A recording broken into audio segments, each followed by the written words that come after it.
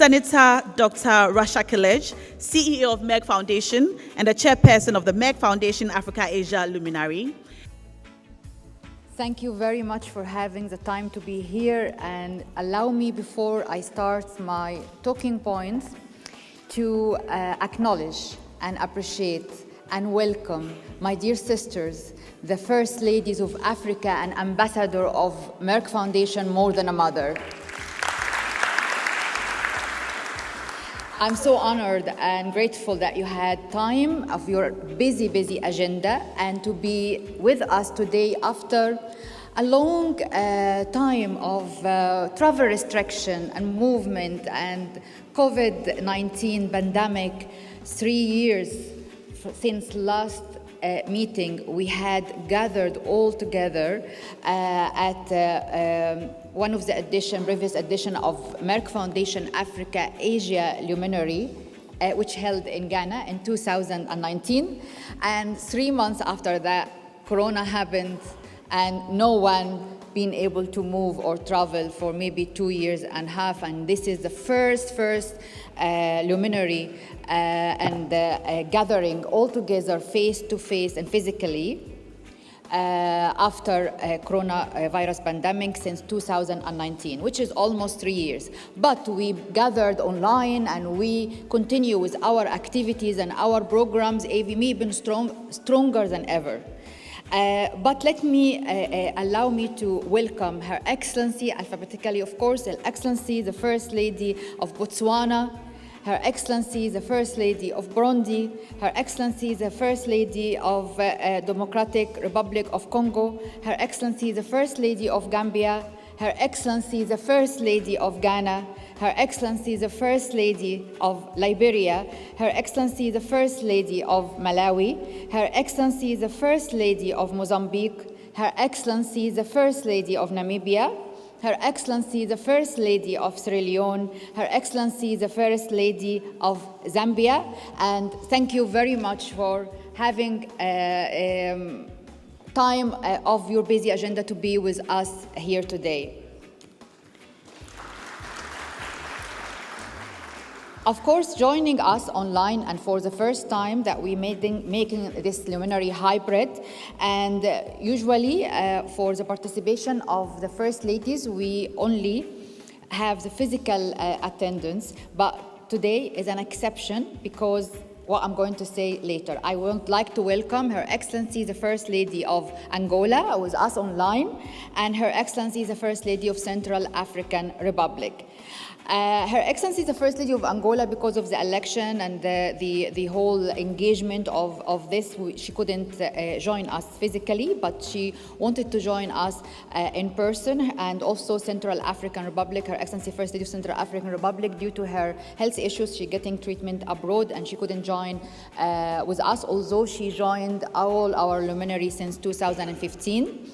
And this is the first time she couldn't join us physically, but she was with us online, and we wish her a speedy recovery. Of course, the reason why we had this online participation this year, because we're celebrating together the 5th anniversary of Merck Foundation, which established in 2017. I remember that year.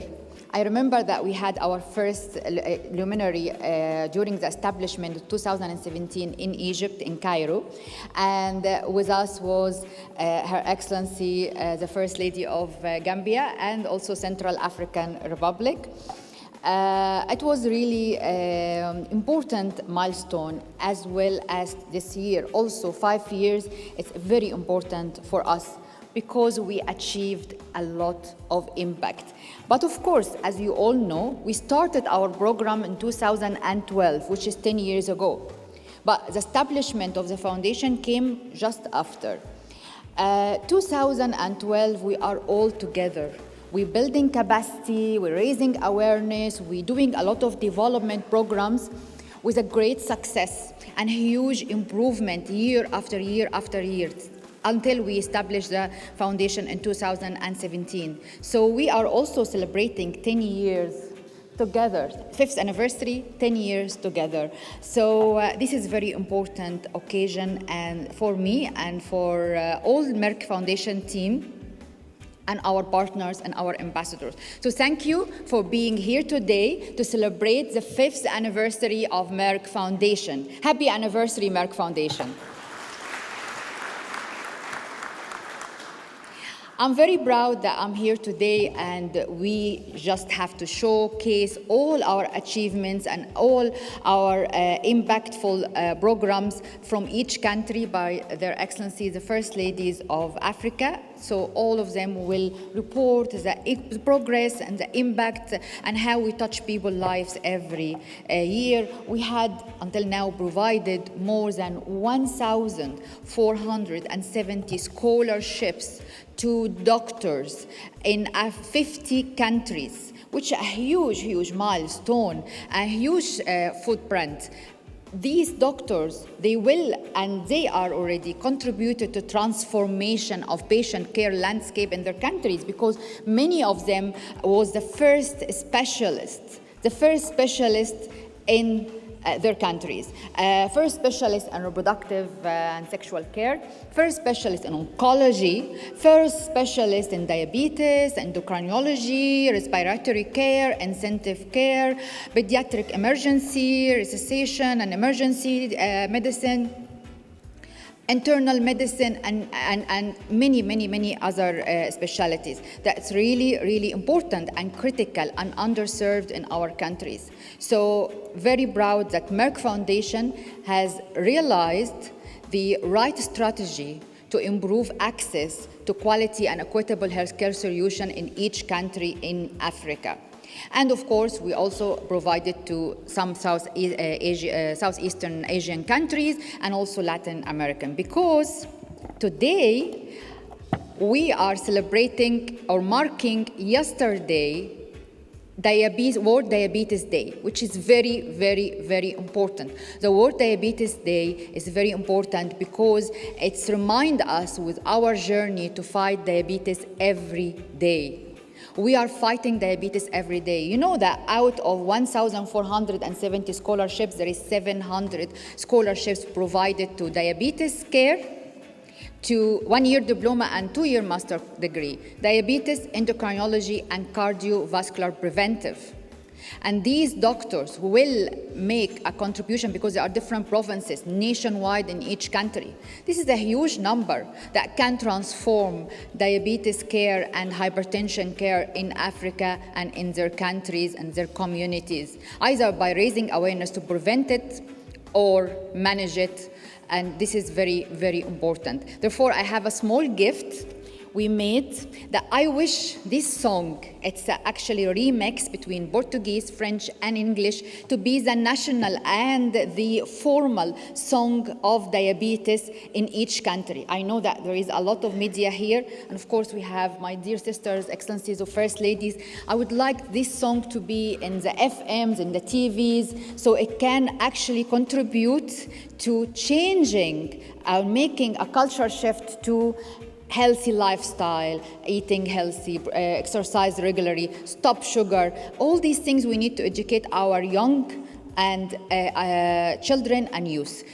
This is to mark together the World Diabetes Day, and of course this is the remix, but there is a version in English, full version in French, and full version in Portuguese. I'd like to acknowledge, of course, and thank the singers, Kwesi from Ghana for English version, and Blaise from Mozambique for the Portuguese version, and Laura from Mauritius for the French version. So it's a really pan-African song. I know that this will make a big difference because I can see from our social media, we have 4 million followers on our social media, and most of them shared it and listened to it, and make a big difference for kids, especially kids, because you know that diabetes is really increasing, the incidence is really increasing so fast. Of course, I will not forget the More Than a Mother campaign and the video we have watched for Jacqueline, and this is actually remind us with the purpose of having Merck Foundation and More Than a Mother, the signature movement to break the stigma of infertility, but also you will see after some time, Educating Linda program and how we support girl education, because we believe very much in the importance of girl education. And how to educate a girl, you can educate the whole community and the whole country and the whole economy development and social development. Stronger families, stronger, healthier and happier families. So this is very important also because we provided scholarships to underprivileged and clever and very highly performance girls in many countries to be able to continue their education. This is also a very important program. And each program has its own campaign of songs and media recognition awards and songs and films and fashion awards because we want to integrate every category and sector in Africa to make a difference and to raise awareness and create a culture shift about this topic. Many of the wide range of critical social and health issues like what we mentioned, but also ending child marriage, ending FGM, and stopping gender-based violence, which is very, very important. So thank you very much for being with us here today. It's my great pleasure and honor to have you and have my guest of honor with us today. Thank you very, very much.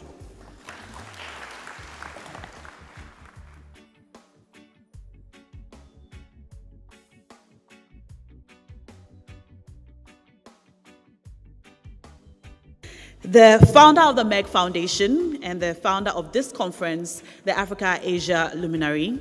He's also the chairperson of both Merck KG and the Board of Trustees of the Merck Foundation. Professor Dr. Frank Stangenberg-Haverkamp.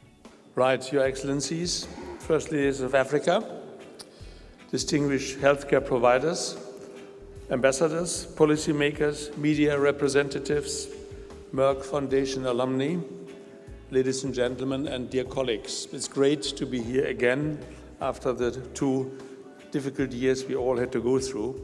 But I think we overcome it now and can go back to our normal routine.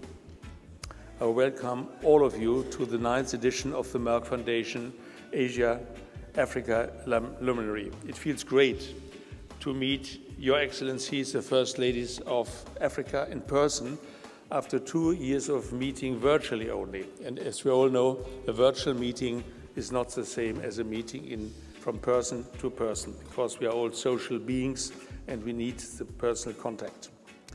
The last time we met face-to-face was at our luminary in Ghana in 2019. Following this, we have been hit by the coronavirus global pandemic that restricted our travels and our movements quite severely around the globe.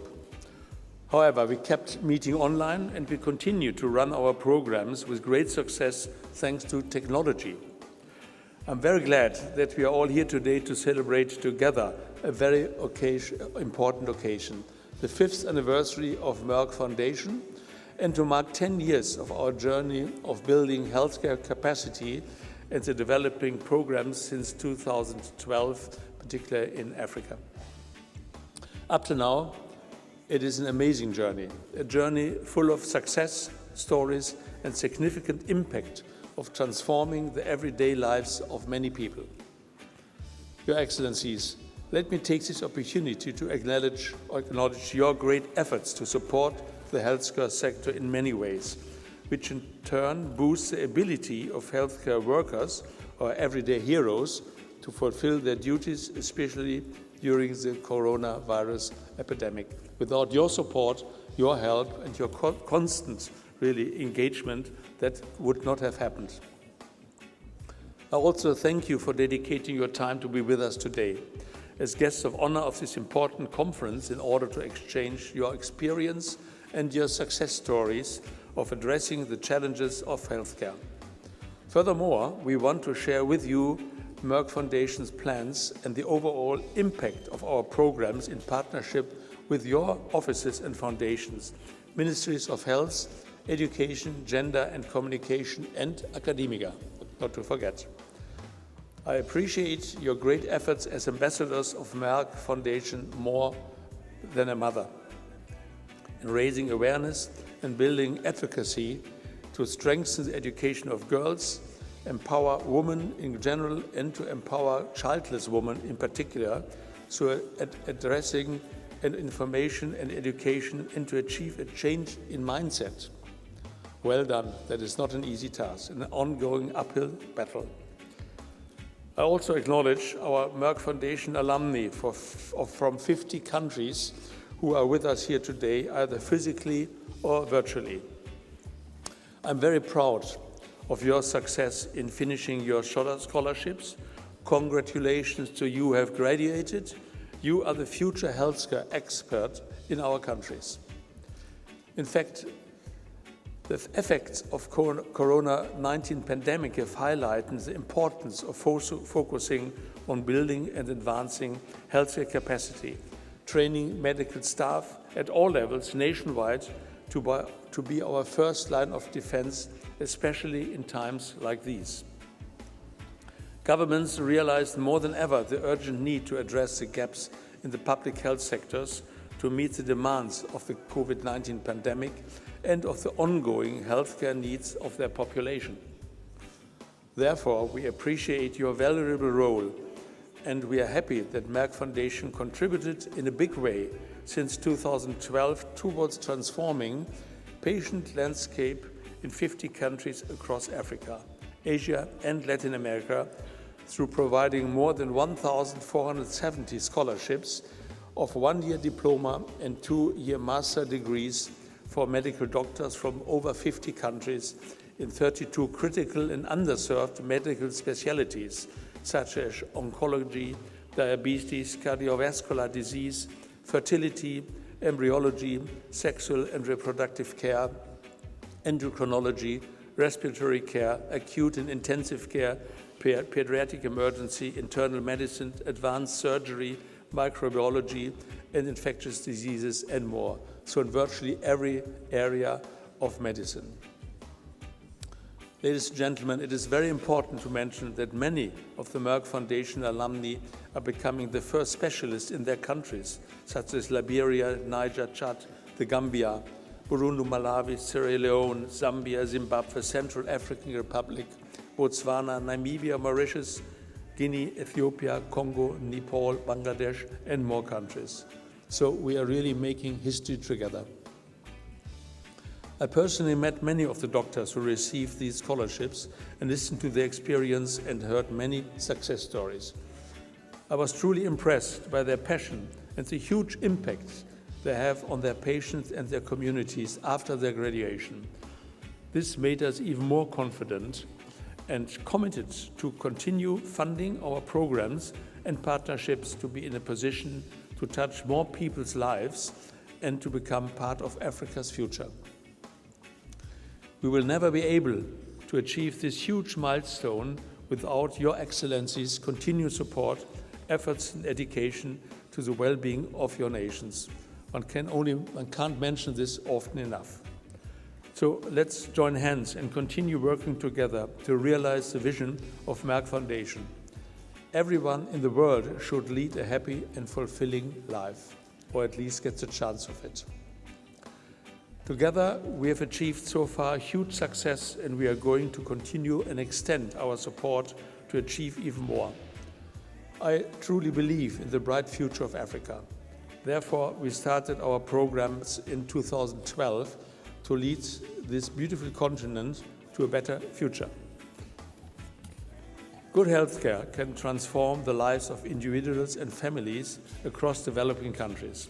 It can significantly contribute to the sustainable economic and social development of any nation, and that is very important, because healthcare is a major driver of economic growth and consequently of social progress.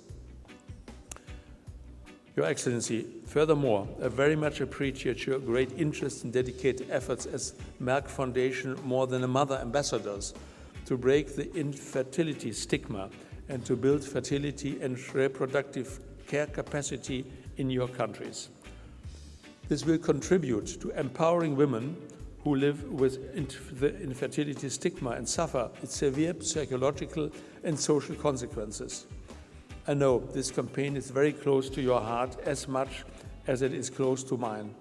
This campaign has become a strong movement that defines interventions to raise awareness about infertility prevention, infertility management, and male infertility, all in partnership with you. The initiative also provides training for media representatives and fertility specialists and embryologists who became the first in their respective countries to build and advance local fertility and sexual and reproductive care capacity and raise awareness about the infertility stigma in Africa.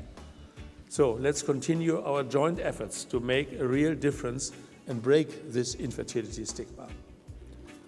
I also know that all of you are very interested in our Education Linda program to support girls' education in your countries and the rest of Africa. We strongly believe that raising educated girls means stronger women, stronger families, stronger communities, hence stronger and wealthier countries. Therefore, we created this program that fits very much with your own programs to support girls' education and women empowerment. The program provides scholarships, grants for brilliant but underprivileged girls so that they overcome the various challenges to complete their education, to reach their potential and fulfill their dreams. This program is very important as it also aims to build advocacy and sensitizing communities about the importance of girl education and the urgent need to end child marriage. The challenges Africa's nations are facing are huge, we know that. But we are committed to work closely with all of you to overcome them. Let's say together we can make a difference. Thank you, Your Excellencies, First Ladies, for being today with us. Thank you for all your continuous support and happy 5th anniversary to Merck Foundation. Thank you very much.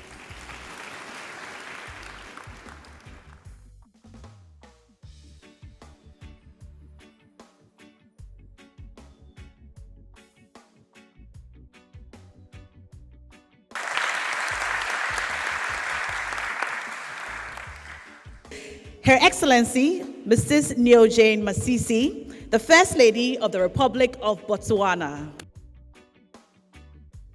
My dear sisters, Your Excellencies, African First Ladies, Chairman of the Executive Board of Merck, Professor Frank Stangenberg-Haverkamp, CEO of Merck Foundation, Senator Dr. Rasha Kelej, distinguished healthcare providers, policymakers, and the media, ladies and gentlemen, I wish you all a very, very good morning.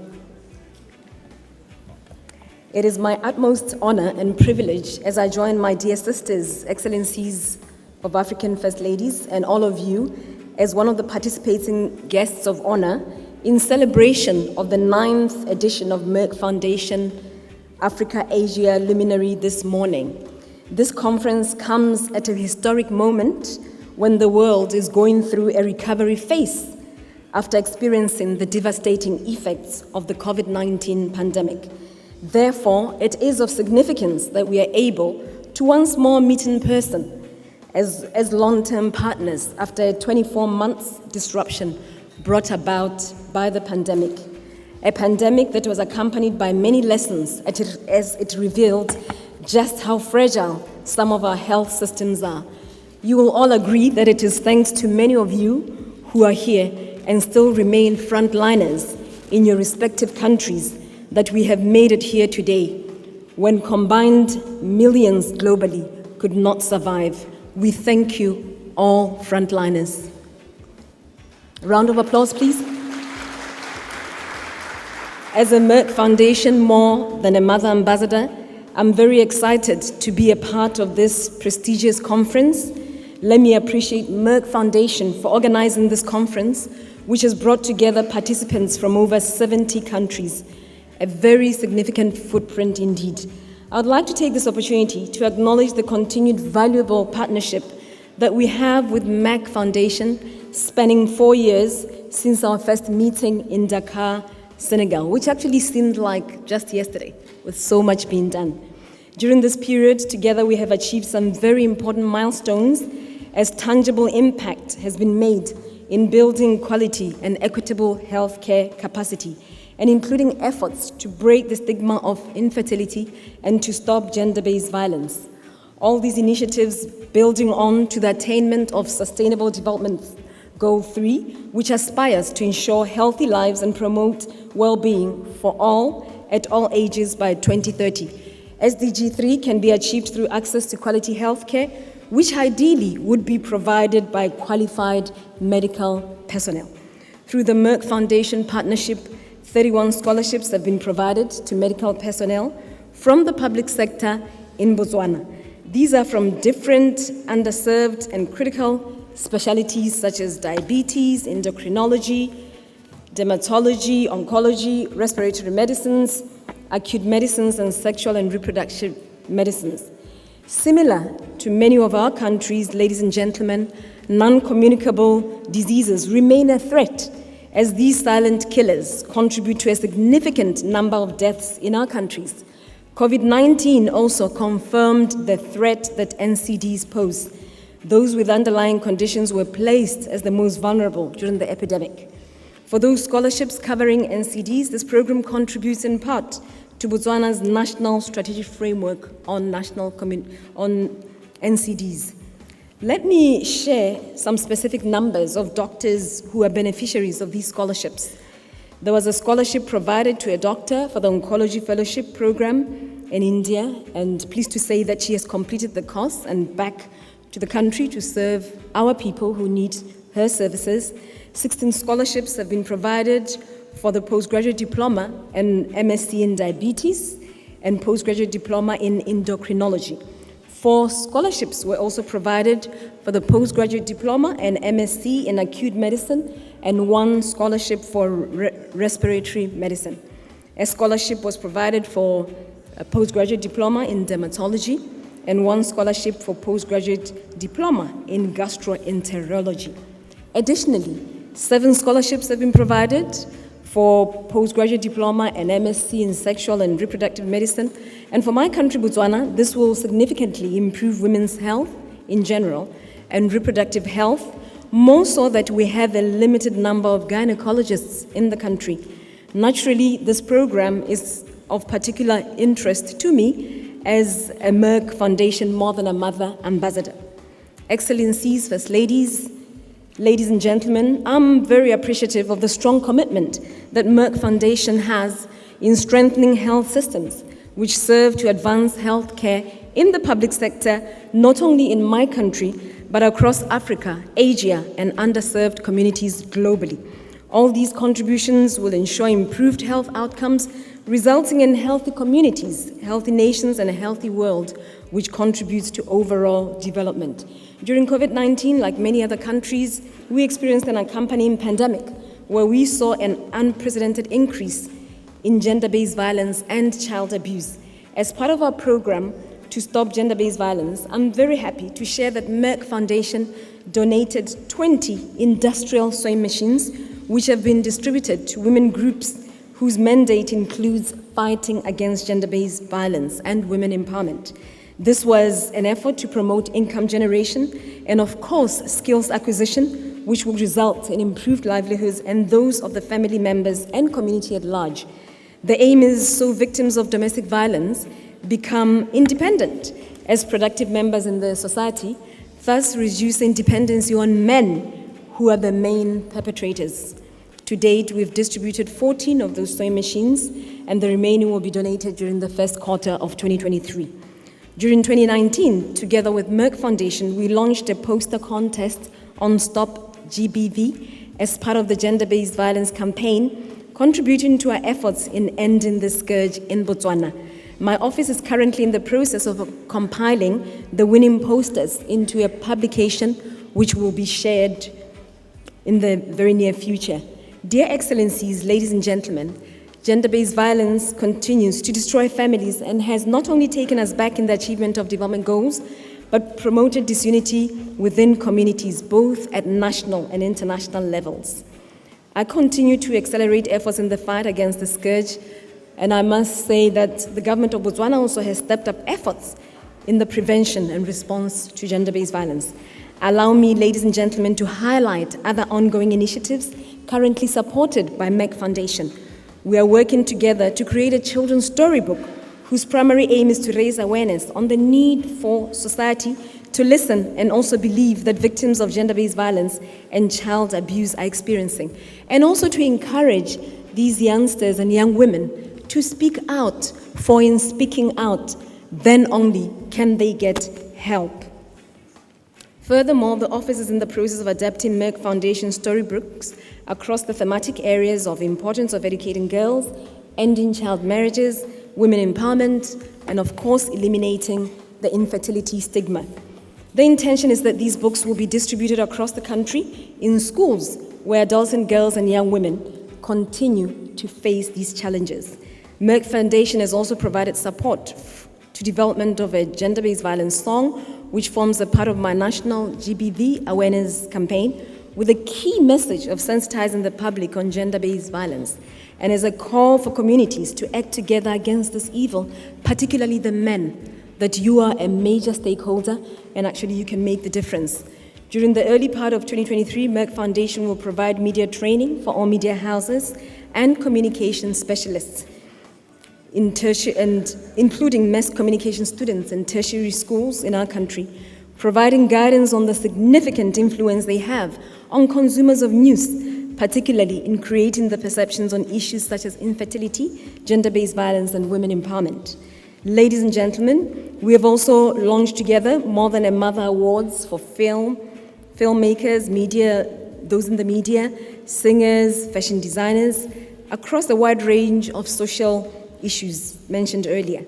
Infertility, ladies and gentlemen, remains traumatic, with scarring effects on women worldwide, as these women's worth is compromised at all levels within our communities, leading to their fragile self-esteem. These women go through violence, divorce, and painful stigma, as the blame lays solely on them for the childless home. Global data, according to the World Health Organization, states that between 48 million couples and 186 million individuals have infertility. Whilst we are not aware of the exact figures on infertility in Botswana, from anecdotal evidence, it is known that polycystic ovary syndrome is the main cause of infertility, followed by endometriosis and other tubal disorders. And this lack of numbers and concrete data points at the fact that there are gaps in research. And those of you who are in academia and research institutions, I urge you to continue collecting this data and may it given the priority that other data is given. Nonetheless, due to delays in seeking medical attention by the majority, women consequently suffer from social stigma, putting them further at risk of abuses by their partner, family members, and community. Similar to most of our countries in Africa, availability, access, affordability, and quality of interventions to address infertility remain a challenge in Botswana. Just to share a few numbers, there are a limited number of gynecologists in the public sector who ordinarily serve the majority of citizens who cannot afford private medical facilities. To illustrate the extent of dire gaps in service provision, there's only one fertility specialist who's in private sector and based in the capital city of Gaborone. We can see that those in the rural areas are automatically disadvantaged. Not only can they not afford use of these services, but also they do not have the economic muscle. The lack of trained personnel and high cost of treatment remain barriers to accessing world-class fertility care. Currently, assisted reproduction interventions such as IVF are only offered by one fertility specialist in the country, as I had said earlier. Moreover, medical insurance schemes do not cover costs for this intervention, making it largely unavailable and unaffordable to the majority. The few who can afford such services seek medical attention in neighboring South Africa, with the exceptional traveling outside the continent. These interventions no doubt place a financial burden to the couples, with the added anxiety burden that success is not even guaranteed after spending so much.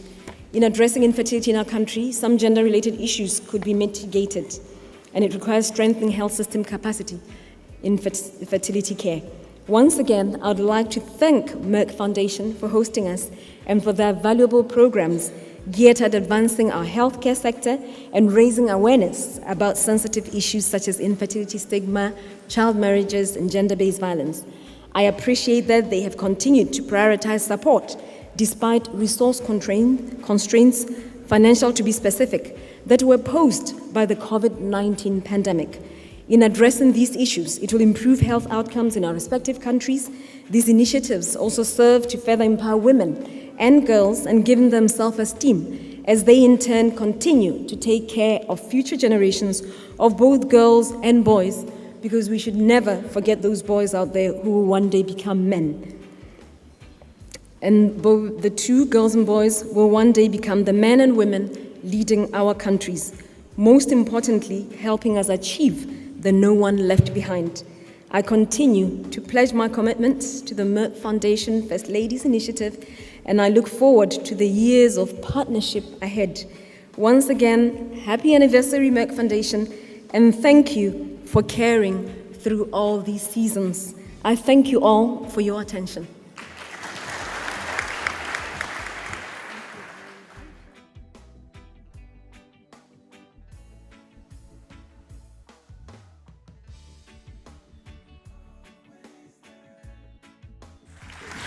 Her Excellency, Madame Angeline Ndayishimiye, the First Lady of the Republic of Burundi. Mes chères sœurs, Excellences, Première Dame africaine, Monsieur le Président du Conseil d'administration de la Fondation Merck, Honorable PDG de la Fondation Merck, Dr Rasha Kelej, distingués invités, Mesdames et Messieurs, tout protocole observé. C'est un honneur pour moi et ma délégation de prendre part à la 9e édition de Merck Foundation Africa Asia Luminary 2022. C'est aussi une joie pour nous tous, je l'espère, de pouvoir nous rencontrer en présentiel après la période d'épreuve que le monde vient de traverser au cours des 2 dernières années. Permettez-moi, Mesdames et Messieurs, de commencer par souhaiter à la Fondation Merck un joyeux anniversaire de 5 ans. Toutes mes félicitations au Dr Rasha Kelej, au professeur Frank et à toute l'équipe de la Fondation Merck pour cette importante étape que la Fondation Merck vient de franchir. À cette occasion, je voudrais remercier la Fondation Merck pour le partenariat à long terme avec mon bureau, principalement avec la Fondation Bonne Action Umugiraneza que je dirige au Burundi. À base de ce partenariat, nous avons pu exécuter ensemble d'importants programmes en rapport avec la santé, l'éducation et l'autonomisation des jeunes. Je citerai ici l'appui à la Fondation plusieurs médecins burundais, des spécialistes créés, une formation dispensée dans le cadre de l'amélioration du secteur de la santé au Burundi. Les premiers bénéficiaires de cette formation sont déjà sur terrain et d'autres sont en cours de formation. De notre côté, que ce soit dans le cadre de l'Office de la Première Dame pour le développement au Burundi, au PDD en sigle, ou la Fondation Bonne Action Umugiraneza, nous avons placé la santé, l'éducation, l'autonomisation des femmes et des jeunes parmi les missions les plus prioritaires. En plus de l'éducation et la santé, je poursuis en tant qu'ambassadrice de la Fondation Merck, plus qu'une mère, la lutte pour l'autonomisation de la femme et de la fille burundaise. C'est dans ce cadre que j'ai animé plusieurs ateliers de sensibilisation des jeunes sur le thème de la sagesse, le leadership et la santé de la reproduction. Cette année, alors que le monde célèbre la Journée internationale de l'hygiène menstruelle le 28 mai de chaque année, j'ai levé la voix pour briser toute forme de stigmatisation envers cet état physiologique naturel de la fille et la femme après avoir compris que la mauvaise gestion de l'hygiène menstruelle peut constituer l'une des causes d'abandon scolaire pour les jeunes scolarisés. Toujours en tant qu'ambassadrice de la Fondation Merck, plus qu'une mère, nous avons initié un projet qui vise l'autonomisation des femmes infertiles. Il s'agit de l'ouverture du centre de fertilité au Mugiraneza, le tout premier centre de fertilité au Burundi. Je remercie la Fondation Merck d'avoir appuyé la fondation de nos spécialistes en fertilité en embryologie. Nous continuons à préparer l'équipe des médecins spécialistes locaux.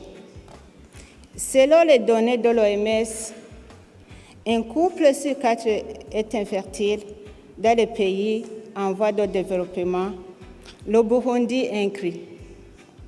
Cette incidence est relativement élevée par rapport à la place qu'occupe un enfant dans nos communautés africaines. Il est triste de réaliser que dans de nombreuses cultures, y compris la nôtre, les femmes sont constamment victimes de violences et de discrimination à raison de leur incapacité à avoir des enfants, bien que 50% de l'infertilité soit due aux hommes. Par la création de ce centre, nous espérons apporter une grande contribution dans notre société. Excellence, Première Dame, honorable Dr Rasha, tout protocole observé. Le partenariat avec la Fondation Merck nous a aussi permis de mettre en action notre mission d'autonomisation des jeunes via des programmes importants, celui baptisé Éduquer Linda, ainsi que des concours médias. Le prix octroyé dans ce concours vise à encourager les jeunes talents pour être champions de la santé et autres aspects sociaux afin de créer un changement de culture dans nos communautés. Pour terminer, je voudrais saluer de tout cœur le partenariat à long terme avec Merck Foundation, tout en réitérant mon engagement de continuer à appuyer notre gouvernement dans les secteurs les plus sensibles de la vie nationale, comme l'éducation, la santé et l'autonomisation des jeunes et des femmes. Je vous remercie.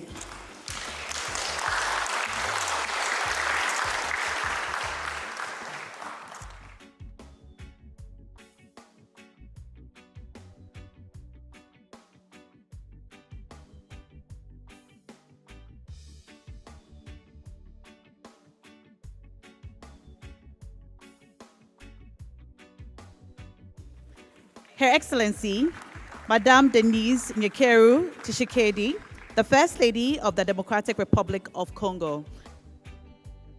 Excellence, Première Dame, chères sœurs, Professeur Dr Franck, Président du Conseil d'administration de Merck, chers sénateurs et Dr Rasha Kelej, Directrice générale de la Fondation Merck, chers prestataires de soins de santé et représentants des médias, Mesdames et Messieurs, c'est pour moi un honneur de participer à cette 9e édition de Merck Foundation, African Asia Luminary, et de célébrer ensemble avec mes chères sœurs, les Premières Dames d'Afrique, le 5e anniversaire de la Fondation Merck. Je saisis l'occasion pour saluer l'engagement du Président et de la Directrice générale de la Fondation Merck à faire progresser le secteur de la santé publique à travers l'Afrique et à aider à résoudre les problèmes sociaux et sanitaires critiques grâce à des programmes efficaces de sensibilisation communautaire. Pour ce qui concerne mon pays, la République démocratique du Congo, le partenariat avec la Fondation Merck a débuté en 2020, en pleine pandémie de Covid-19. Cette pandémie a fortement bouleversé les équilibres dans nos pays respectifs. Elle a permis de nous rendre compte de l'importance capitale de renforcer les capacités des soins de santé et de former nos médecins locaux. La collaboration avec la Fondation Merck est tombée à point nommé, et a notamment contribué à la lutte contre ce fléau. Elle a conduit à la mise sur pied du programme d'octroi des bourses à nos jeunes médecins et infirmières dans les domaines de l'oncologie, de la fertilité, de l'embryologie et du diabète. Sachant que le diabète a été reconnu comme facteur de risque pour les maladies cardiovasculaires et de comorbidité de la COVID-19. À ce jour, 77 bourses ont été offertes dans le cadre de ce programme de formation. Ces bourses sont réparties de la manière suivante. 9 bourses ont été accordées à nos premiers spécialistes de la fertilité et embryologie. 67 bourses sont accordées à nos jeunes médecins de différentes provinces pour un cours de master sur le diabète en langue française, dans le cadre du programme national de points bleus du diabète de la Fondation Merck. Enfin, une bourse a également été accordée pour le programme de bourse en oncologie et le médecin a terminé avec succès le programme. L'excellente nouvelle est que 4 autres bourses seront accordées dans les prochains jours. Ces programmes de formation offrent la possibilité de créer, par exemple, une clinique du diabète dans nos formations sanitaires dans le but d'aider à prévenir et à prendre en charge la maladie dans leur propre communauté, ou encore soutenir les couples infertiles et d'autonomiser les femmes infertiles grâce à un accès adéquat à l'information et aux initiatives de changement de mentalité. Mesdames et messieurs, le partenariat à long terme avec la Fondation Merck nous offre à présent la possibilité d'inclure dans les divers programmes de formation les infirmières et les techniciens dans le but de renforcer notre système de santé et de transformer à tous les niveaux le paysage des soins contre le cancer ou encore l'infertilité. De plus, avec la Fondation Merck, nous travaillons constamment pour introduire des idées innovantes dans différents secteurs. Ensemble, nous avons organisé au mois de juillet dernier la formation en ligne des professionnels des médias sur les questions de santé.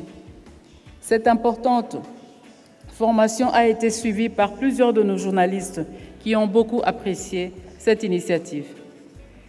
Le but poursuivi était de mettre l'accent sur le rôle essentiel des médias pour créer un changement de culture, briser le silence et être la voix des sans-voix, sensibiliser aux problèmes sociaux et sanitaires sensibles tels que la stigmatisation liée à l'infertilité, l'éducation des jeunes filles, l'autonomisation des femmes, les mariages des enfants et les mutilations génitales féminines, les violences basées sur le genre, le dépistage précoce et la prévention du diabète. Ensemble, nous avons également lancé l'appel à candidature pour 8 prix importants pour les médias. Les cinéastes, les créateurs de mode, les chanteurs et les jeunes talents potentiels dans ces domaines. Nous avons eu de nombreux gagnants au cours de ces dernières années et je suis certaine qu'il y en aura beaucoup plus cette année. Mesdames et messieurs, comme vous le savez, nous avons publié 3 livres de contes pour enfants afin de lutter contre la stigmatisation de l'infertilité et de la violence domestique qui en résulte, de promouvoir l'autonomisation de la femme et de la jeune fille, ou encore d'adopter les bons gestes pour lutter contre la COVID-19. Le premier livre, L'histoire de David, met l'accent sur les fortes valeurs familiales d'amour et de respect dès le plus jeune âge.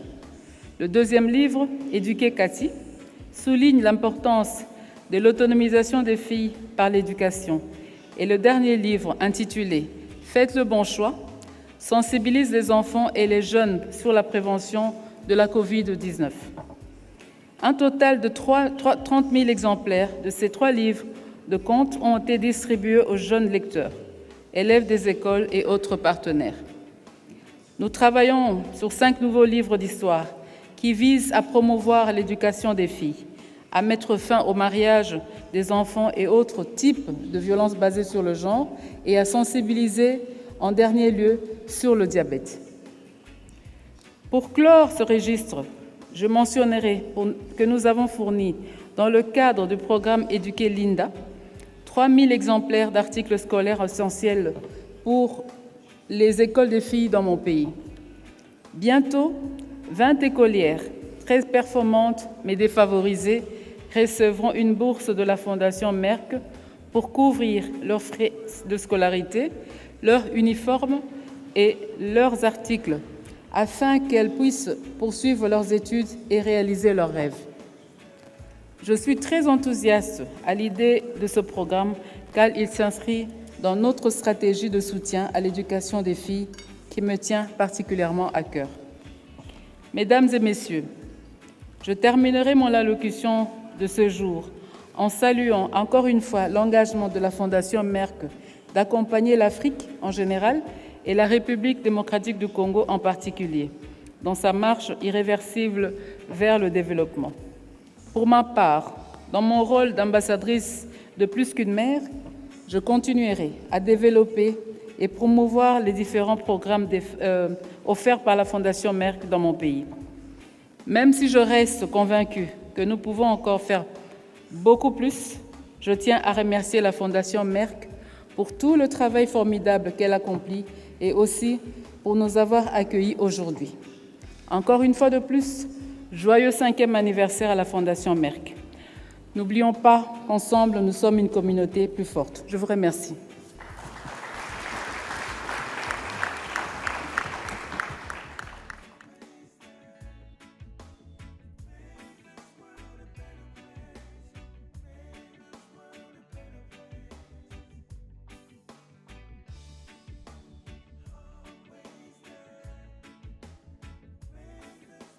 Her Excellency, Mrs. Fatomatu Babaro, the First Lady of the Republic of Gambia. My dear sisters, Excellencies, African First Ladies, the Chairman of Executive Board of Merck, Professor Dr. Frank, the CEO of Merck Foundation, Senator Dr. Rasha Kelej, distinguished health professionals here present, media, ladies and gentlemen, good morning. It gives me immense pleasure to join you all today for the 9th edition of Merck African Asian Luminary. Together, my sister First Ladies, we celebrate the 5th anniversary of Merck Foundation. And I wish to begin by congratulating the chairman of the executive board and the CEO of the entire Merck Foundation and team on this occasion. I also wish to seize this opportunity to also acknowledge this important platform and valuable partnership that we had established with Merck Foundation as African First Ladies. It is important to mention that I was part of the launch of the Merck Foundation along with my delegation in Egypt in 2017. And in February the same year, I had also hosted Merck Foundation CEO in the Gambia. We highly welcome the collaboration with Merck to help address some of the health and social challenges in my country. And together, we launched our long-term partnership to build healthcare capacity for the next 10 years. And 5 years later, here we are.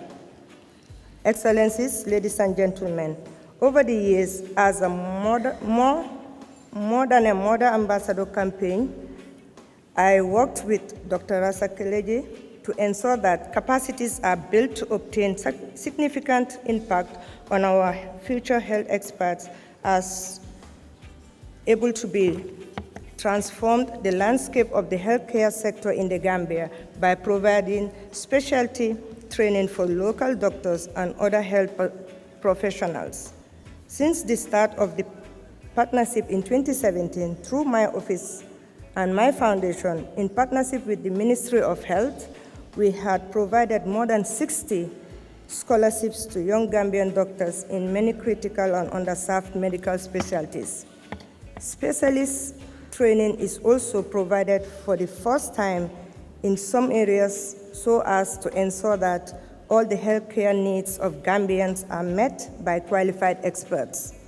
Where women are concerned, training is provided on fertility as well as sexual reproductive healthcare to change women's health for the better. I am especially proud of this achievement as a First Lady, an African woman, and equally as Ambassador of More Than a Mother. In an effort to monitor the evaluate the progress made, we conducted our first annual summit with Merck and health experts from the Gambia virtually to follow up the discussions, our joint capacity building and development programs with a focus on patient care as a priority.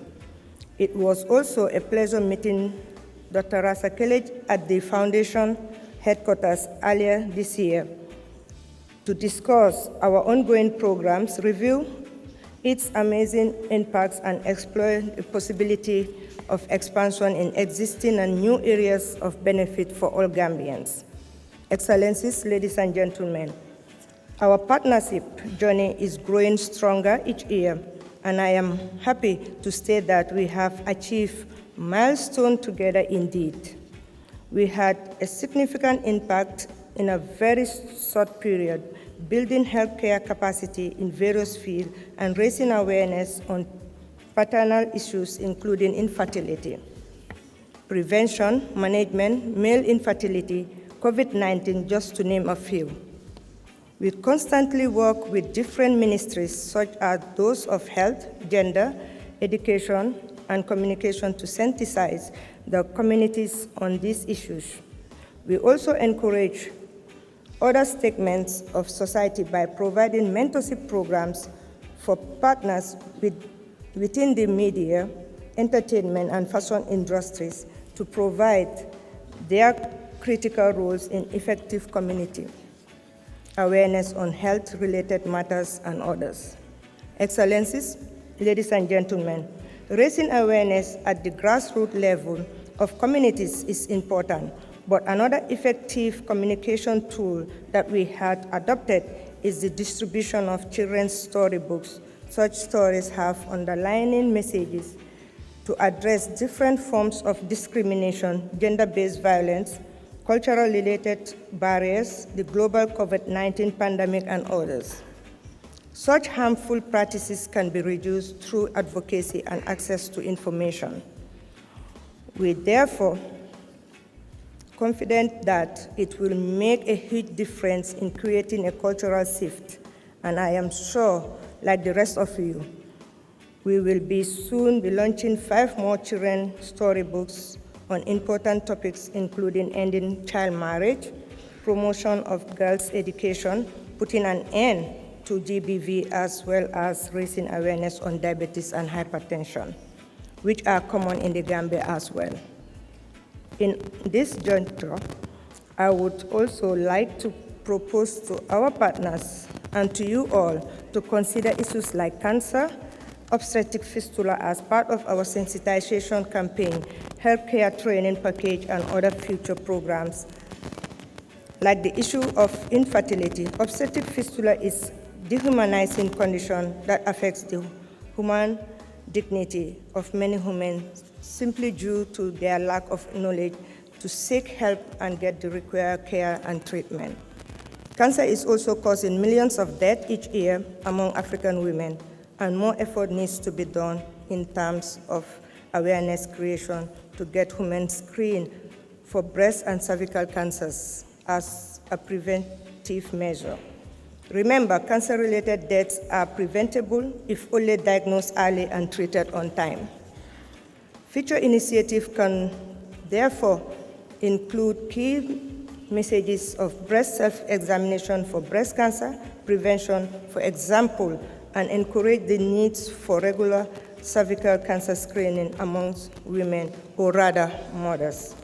Excellencies, ladies and gentlemen, Each year, many African women and girls suffer from various health conditions due to the lack of information and knowledge thereof. Education is therefore key in ensuring an empowered and healthy women populace. For this reason, we continue to empower girls through education under the Educating Linda program.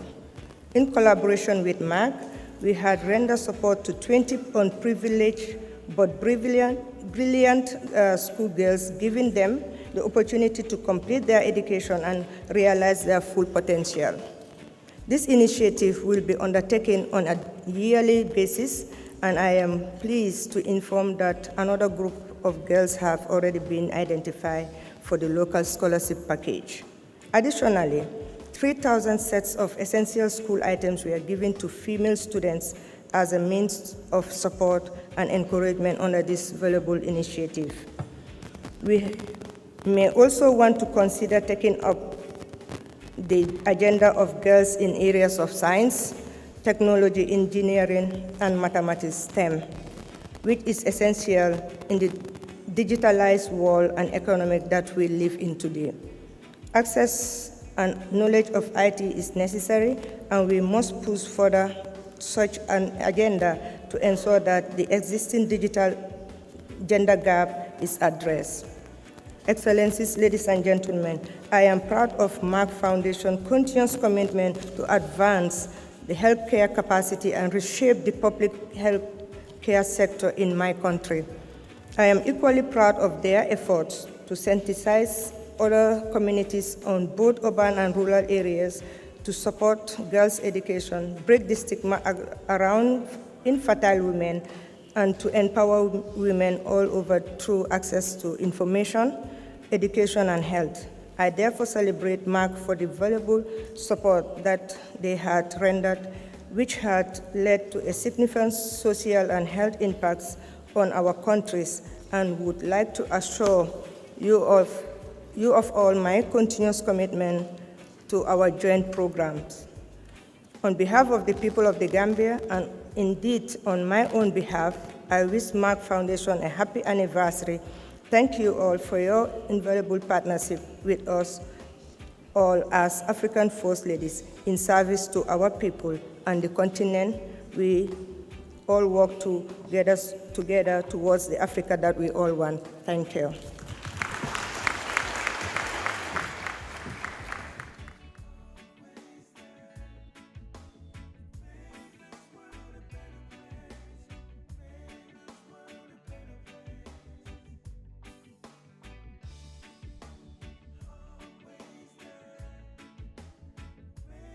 Her Excellency, Mrs. Rebecca Ekufuado, the First Lady of the Republic of Ghana. Thank you, and good day to everyone. I bring you greetings from Ghana. My dear sisters, Your Excellencies, Sister First Ladies, Chairman of Executive Board of Merck, Professor Dr. Frank Stangenberg-Haverkamp, CEO of Merck Foundation Senator Dr. Rasha Kelej, distinguished healthcare providers, policymakers and media, ladies and gentlemen. It is indeed heartwarming to see you all in person. The last time we met in person was when I had the pleasure of hosting the Merck Foundation Luminary in Accra in 2019. I vividly recall the solidarity, the illuminating discussions, and the very fruitful outcome of that conference.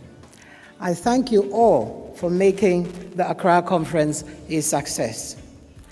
Ghana's partnership with Merck Foundation was launched in January 2019. This partnership has been one of the most productive partnerships, not only for my office, but also for my foundation, the Rebecca Foundation. The Merck Foundation More Than a Mother Ambassador is an initiative that tugs at my heartstrings. Infertility, especially for African women, is a huge challenge. Growing up, I saw how stigma and lack of support traumatized women labeled as infertile.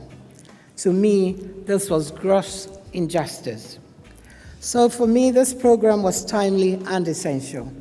I fully believe in empowering women in general, but I also firmly believe in creating the kind of cultural shift that supports women, their partners, and society with the necessary resources to fight infertility stigma and provide treatment or coping options for couples. The support provided by the Merck Foundation to fight infertility and other medical conditions in Ghana has been immense. In all, Ghana has been fortunate to receive specialist training for more than 110 public sector healthcare providers. This valuable program has contributed greatly to improving access to equitable and quality healthcare solutions. Education, especially girl education, is one of the most important pillars for development. I am therefore pleased that Merck Foundation and my office are working to inspire and encourage girl education under the Educating Linda program. 20 highly performing but underprivileged girls have received scholarships, while 3,000 sets of school supplies have been distributed.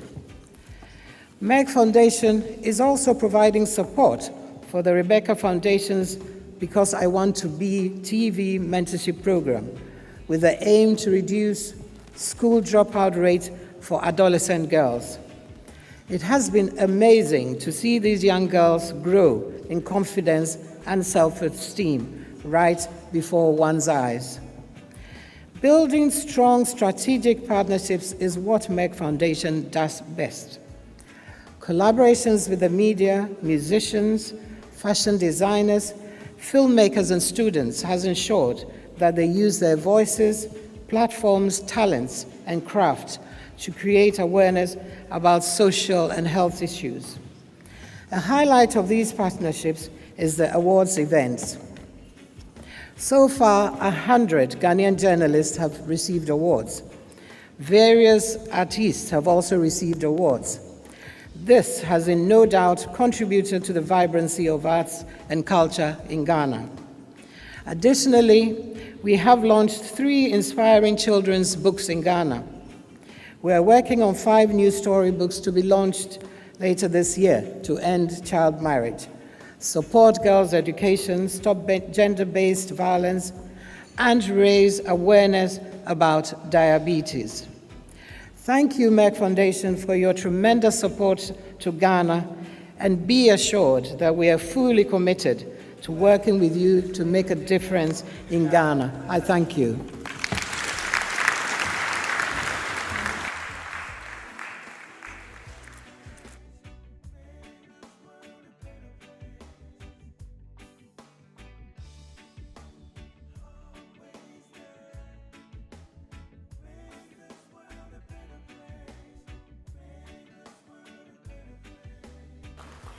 Her Excellency, Mrs. Claire Marie Weir, the First Lady of the Republic of Liberia. Good morning. So, my dear sisters, Your Excellencies, African First Ladies, Chairman of Merck Foundation, Professor Dr. Frank Stangenberg-Haverkamp, CEO of Merck Foundation, Senator Dr. Rasha Kelej, distinguished healthcare providers, policymakers, and media, distinguished ladies and gentlemen. This is indeed a joyous, momentous moment for me, and I dare to say all of us here gathered at this 9th edition of Merck Foundation Africa-Asia Luminary, and as well to celebrate together the 5th anniversary of Merck Foundation. Let me start by renewing the consciousness of all of us that though we can speak of many nations where excellent work continues to be done in the fight of COVID-19, let me urge that we continue to be ever careful and follow all health protocols. As I did the last time we gathered, let me send a message of love and respect to all healthcare workers who are at the forefront of COVID-19 response, providing high quality, respectful treatment and care for all of us. Their sacrifices and sincere commitment are worth applauding as we thank God for all that they do to save lives and make our continent and the world a better place. So today, as we gather physically and not via Zoom, we celebrate while being ever mindful of the importance of our healthcare system and must double our efforts to advance and build its capacity to ensure that all our people have unfettered access to equitable and quality care when needed.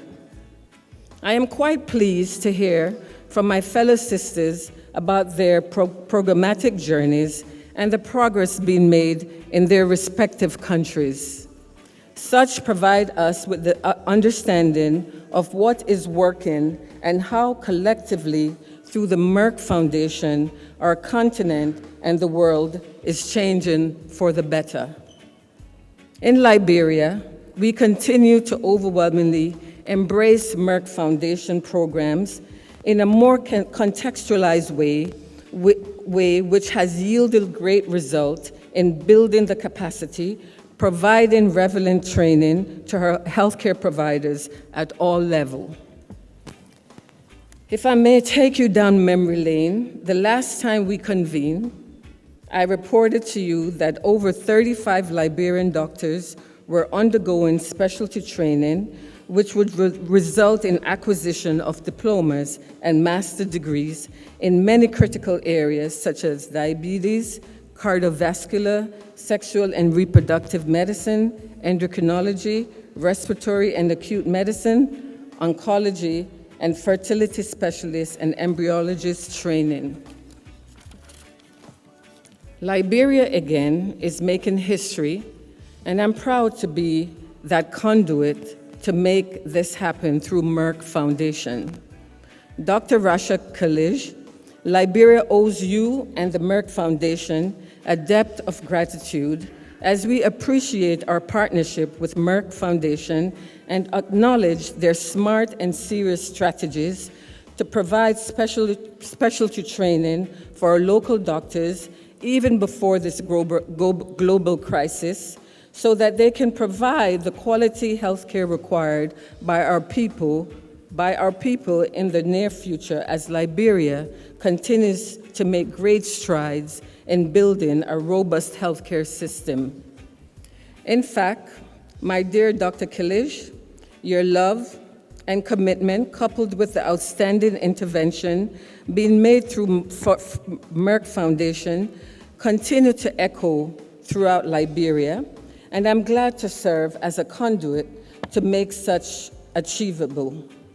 Hence, on behalf of the good people of Liberia, we most respectfully invite you and Merck Foundation to visit Liberia, where you will be able to get a bird's eye view of all that is transpiring as we seek your prayers and support for constructing of a state-of-the-art health facility that would provide maternal and infant care to a nation whose healthcare system was literally destroyed during the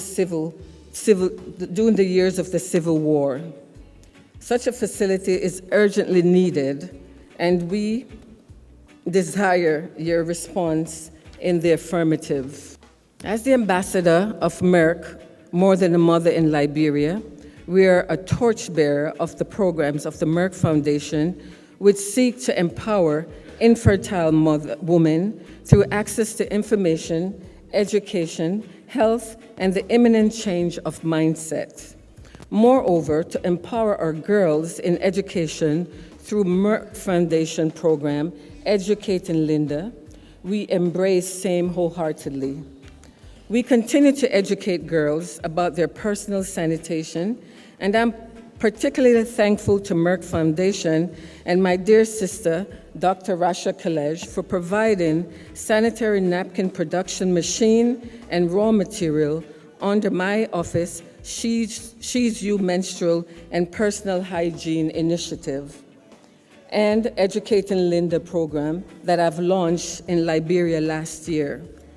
Through this, we will be able to provide thousands of good quality sanitary pads to our schoolgirls, ensuring good menstrual hygiene for them so they can continue their education. This program will provide very beneficial for our girls. This program will prove very beneficial for our girls and their empowerment through education, and I'm very passionate about this initiative. Also, as a part of Educating Linda program and my office Back to School program, we recently distributed 3,000 essential school items to schoolgirls. This, I must tell you, brought sustained smiles to faces of not only the students, but an outburst of unseasoned jubilation to parents, school administrators, and teachers. This will be followed by awarding of scholarship of 20 underprivileged but brilliant girls to continue their education. I am convinced that if we educate a girl, she will indeed change the world. Liberia and Liberians suffered a prolonged brutal civil war that spanned a decade and a half. It divided the country terribly and saw over 250 lives senselessly lost. Today, Liberia and Liberians can boast of a peaceful nation now for more than a decade.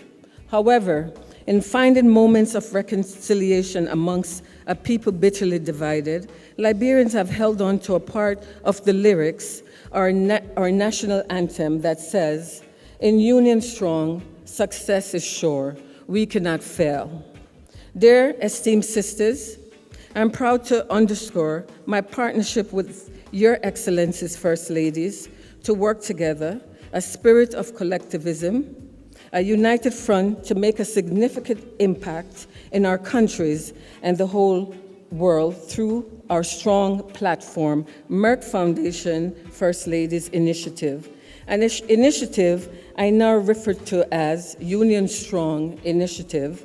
It is our role as First Ladies to establish a strong and long-term partnership with thoughtful organizations such as Merck Foundation and to capitalize on this opportunity to improve access to quality and equitable healthcare solutions for our community. In Liberia, the Clar Hope Foundation worked in tandem with the Merck Foundation, and together we continue to seek wholesome approaches in reaching out to all without discrimination. Our efforts continue to embrace all, including those who are physically challenged and visually impaired. We continue to provide donations to support the livelihood of our physically challenged. Salome, a Ugandan feminist and activist, put it this way: "It is the little things citizens do, that's what makes the difference." What we as First Ladies through the Merck Foundation do in our respective countries for our people are the things that continue to make the difference, and I'm proud to be an active part of this great movement. As I offer sincere thanks and appreciation to the Merck Foundation on behalf of the government and people of Liberia, led by His Excellency George Manneh Ware, I want to just add that Liberia is a wonderful nation that has brilliant, shining examples, and that has indeed risen from the valley of despair and now stands buoyantly, welcoming all to invest in a nation so richly endowed. I am very happy to be a part of this unique gathering. God bless us all. Thank you so much.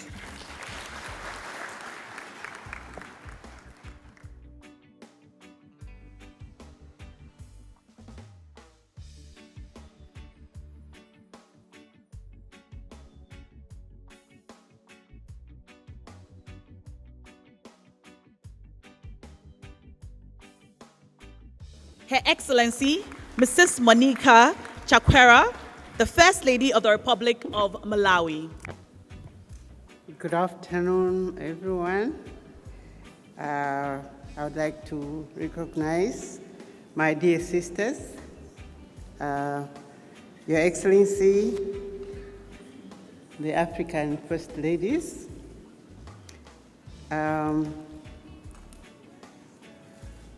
Chairman of the Executive Board of MEC, Professor Dr. Frank Stangenberg, CEO of Merck Foundation, Senator Dr. Rasha Kelej, distinguished healthcare providers and policymakers, members of the media, ladies and gentlemen, I hope you are all doing well. I can see some smiles. It's a good day that the Lord has given us. It is a great honor for me to be here in person today, and it is my first time, so I am sort of overwhelmed with so many first ladies, but I'm so happy to meet each one of you. Thanks to Merck Foundation, and this is, I understand this is our 9th session, physical session? Yeah, okay. So I'm glad to join the First Ladies. Some of you have been coming before maybe, but I'm happy to be here today. And congratulations on your 5th anniversary. Dr. Rasha Kelej and Professor Frank Stangenberg-Haverkamp. I hope I'm not murdering your names. You have done an amazing job in these past 5 years or 9 years, both, because I've heard sort of testimonies from my friends that have been working with the organization before, and I've seen that so much has already been accomplished. In true sense, we are celebrating 10 years, like we said. It's significant impact and transformation since these programs started in 2012 before the establishment of Merck Foundation, but the work was already going on, and the Merck Foundation was started in 2017, like we have already said. Just to continue from where you left, my appreciation goes to Dr. Rasha Kelej for bringing us all together to discuss the impact of our ongoing programs in partnership with Merck Foundation. I have worked closely with Merck Foundation since 2020. Like I said, I'm like new kid on the block. But I have seen that there is great impact from Merck Foundation help to our country. We are building healthcare capacity in the country. We are empowering infertile women and support girls' education. In Malawi, like the ladies have already talked about, we have those 3 programs. And on More Than a Mother campaign, before I came into this position, I didn't know we had that problem in Malawi. I mean, I didn't know it was that huge. Because in our culture, we usually don't talk about those issues. They're usually hidden. But when we came, and then I was trying to find out, do we have that problem here in the country? And when, we thank God with the social media, when we opened up a forum on social media, we were overwhelmed. So I'm very, very thankful, because me personally, maybe I wouldn't have thought about it, but with this program, we are working on it, and I am already seeing that there is great impact on breaking the stigma of infertile women and empowering them to to do some, we are empowering them through access to information, education, health, and change of mindset, like it's already been talked about.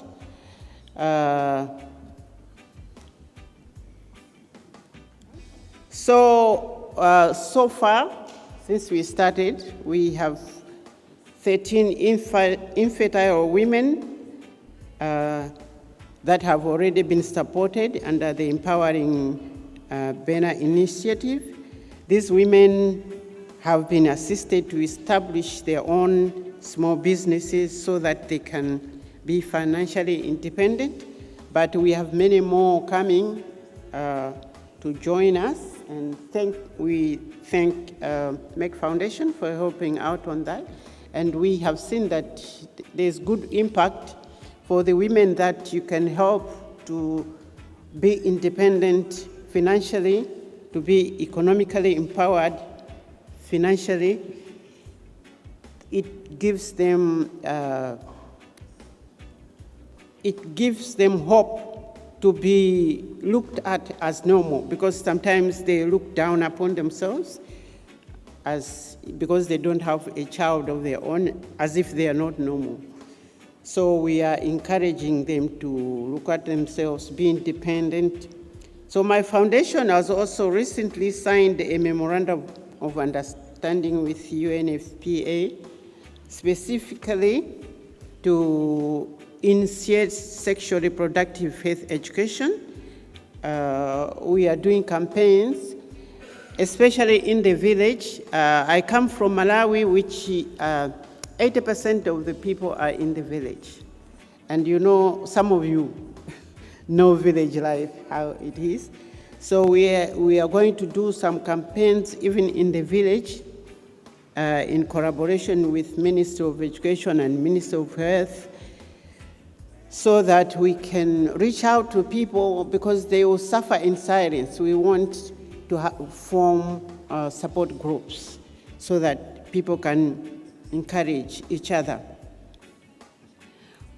So we are also, like it has already been described, providing financial support to women that are infertile to come up with economic empowerment projects, so we can help them, at least to give them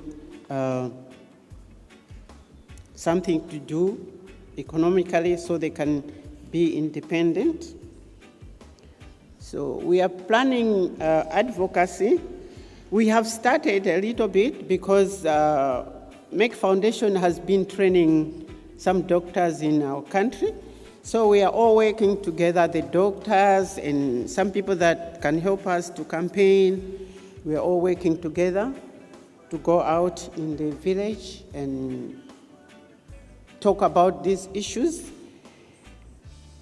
Some will say when you talk about problems like that, they are half solved. They usually half solved. That's what we are working on doing. I strongly believe that until African women take their rightful place and plays her rightful role in society, Africa shall always struggle to rise to her rightful place. For me, I believe women are the key. Together with Merck Foundation, my foundation is also implementing educating Linda program, which aims at supporting girls' education. My foundation is mainly supporting girls' education. In my mind, I'm saying, if all girls are educated, education is difficult in the village. I don't know about in your countries, but in my country, it's very difficult in the village because it's expensive, people can't afford. That's why for me, I'm passionate about educating girls, because in my country, there's high dropout of girls in primary school. So about 15% of girls reach year 8, which is end of primary school. Only 15% of those girls that are in year 8 go to secondary school. So I thought I can't afford to lose even one not doing secondary school, because then as a country we will not be progressing. So we are doing campaigns for girls to go to school, and then we don't want anyone selected to secondary school not doing school. So we are working together with other NGOs, and I discovered that in my country there was no NGO that was working on infertile women. So it was like untouched subject. But now I think we are sort of bringing awareness to all organizations to help out in that area as well. So educating Linda, empowering Bena, there are big programs that we are starting out now. So in educating Linda, we have so far sponsored 60 best performing girls in secondary school. And that is helping a lot. But of course, we would want more help.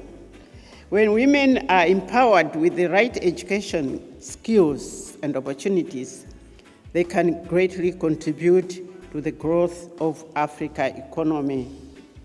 Economically empowered mothers will in turn empower their children, help their children to achieve their full potential, ably support their girls to stay in school and raise children. I think this has already been talked about so much, but I want to stress, because I don't think an educated woman can leave their children.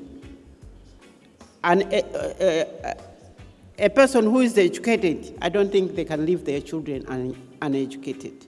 That's why, for me, I talk more about women than men.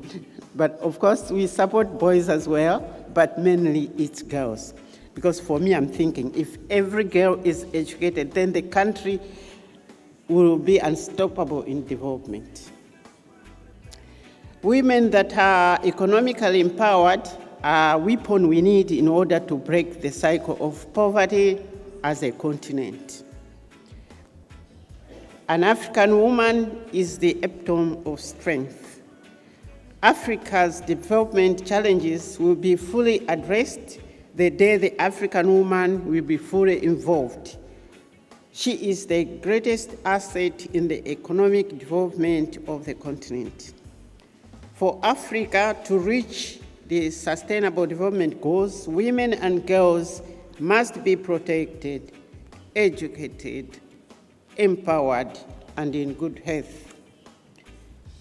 Together with the Merck Foundation, we have provided also 3,000 sets of essential school items to school-going girls in Malawi. We have also launched and distributed 30,000 copies of 3 children's storybooks in line with the programs being implemented in Malawi. In addition, 4 new children's storybooks have just been completed with specific focus on gender-based violence and ending child marriages and supporting girls' education. Ending child marriages is a big problem in our country, and we are going out sensitizing people that they should leave girls in school until after 18 years. And I believe that by 18 years, a girl can make up her mind what she wants to do.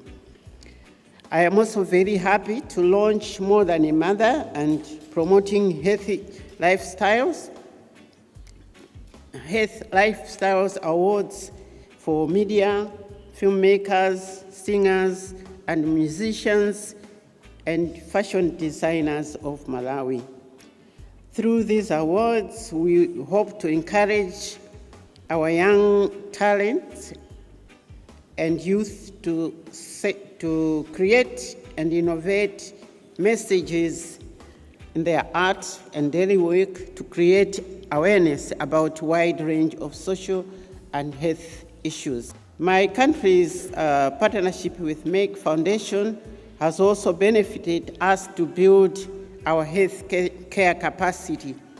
33 scholarships have been awarded to young Malawian doctors and nurses in medical specialties such as fertility and embryology, diabetes, endocrinology, oncology, internal medicine, sexual and reproductive medicines, respiratory care and acute care, and more.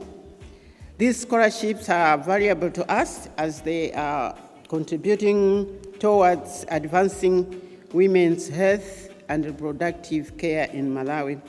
It is my hope and prayer that more doctors and nurses will benefit from this program to help reshape and transform the landscape of the public health care sector in Malawi and improve access to quality and equity health care solutions. Like I said, some of these issues we were not aware, but now many people are becoming aware and they know there is help, they can be helped, and we are organizing ourselves. Like I said, 80% live in the village.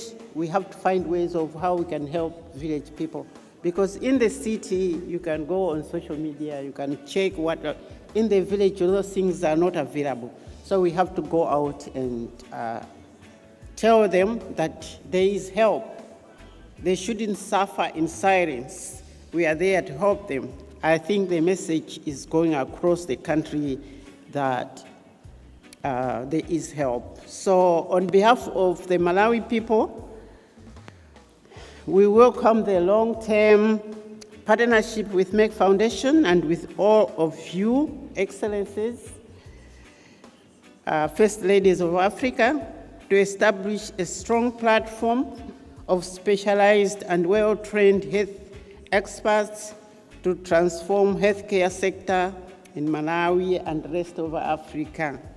I thank you all for your attention, and once again, happy 5th anniversary to Merck Foundation. Thank you.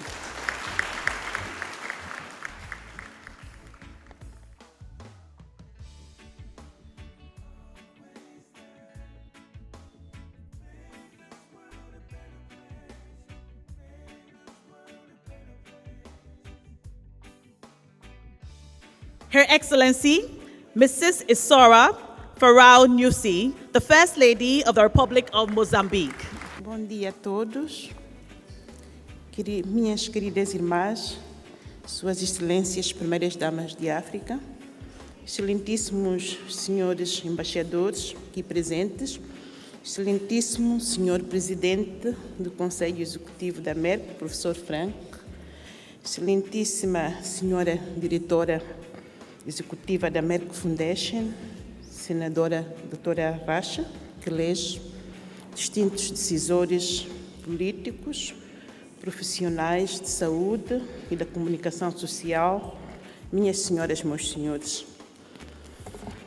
Depois de um longo período de interregno ocasionado pela Covid-19, é um prazer retomarmos hoje este encontro presencial que nos permitirá fazer uma retrospectiva das atividades e perspectivar um alinhamento após a pandemia, um momento tão difícil para todos nós, mas, contudo, conseguimos superar com força e coragem todas as adversidades.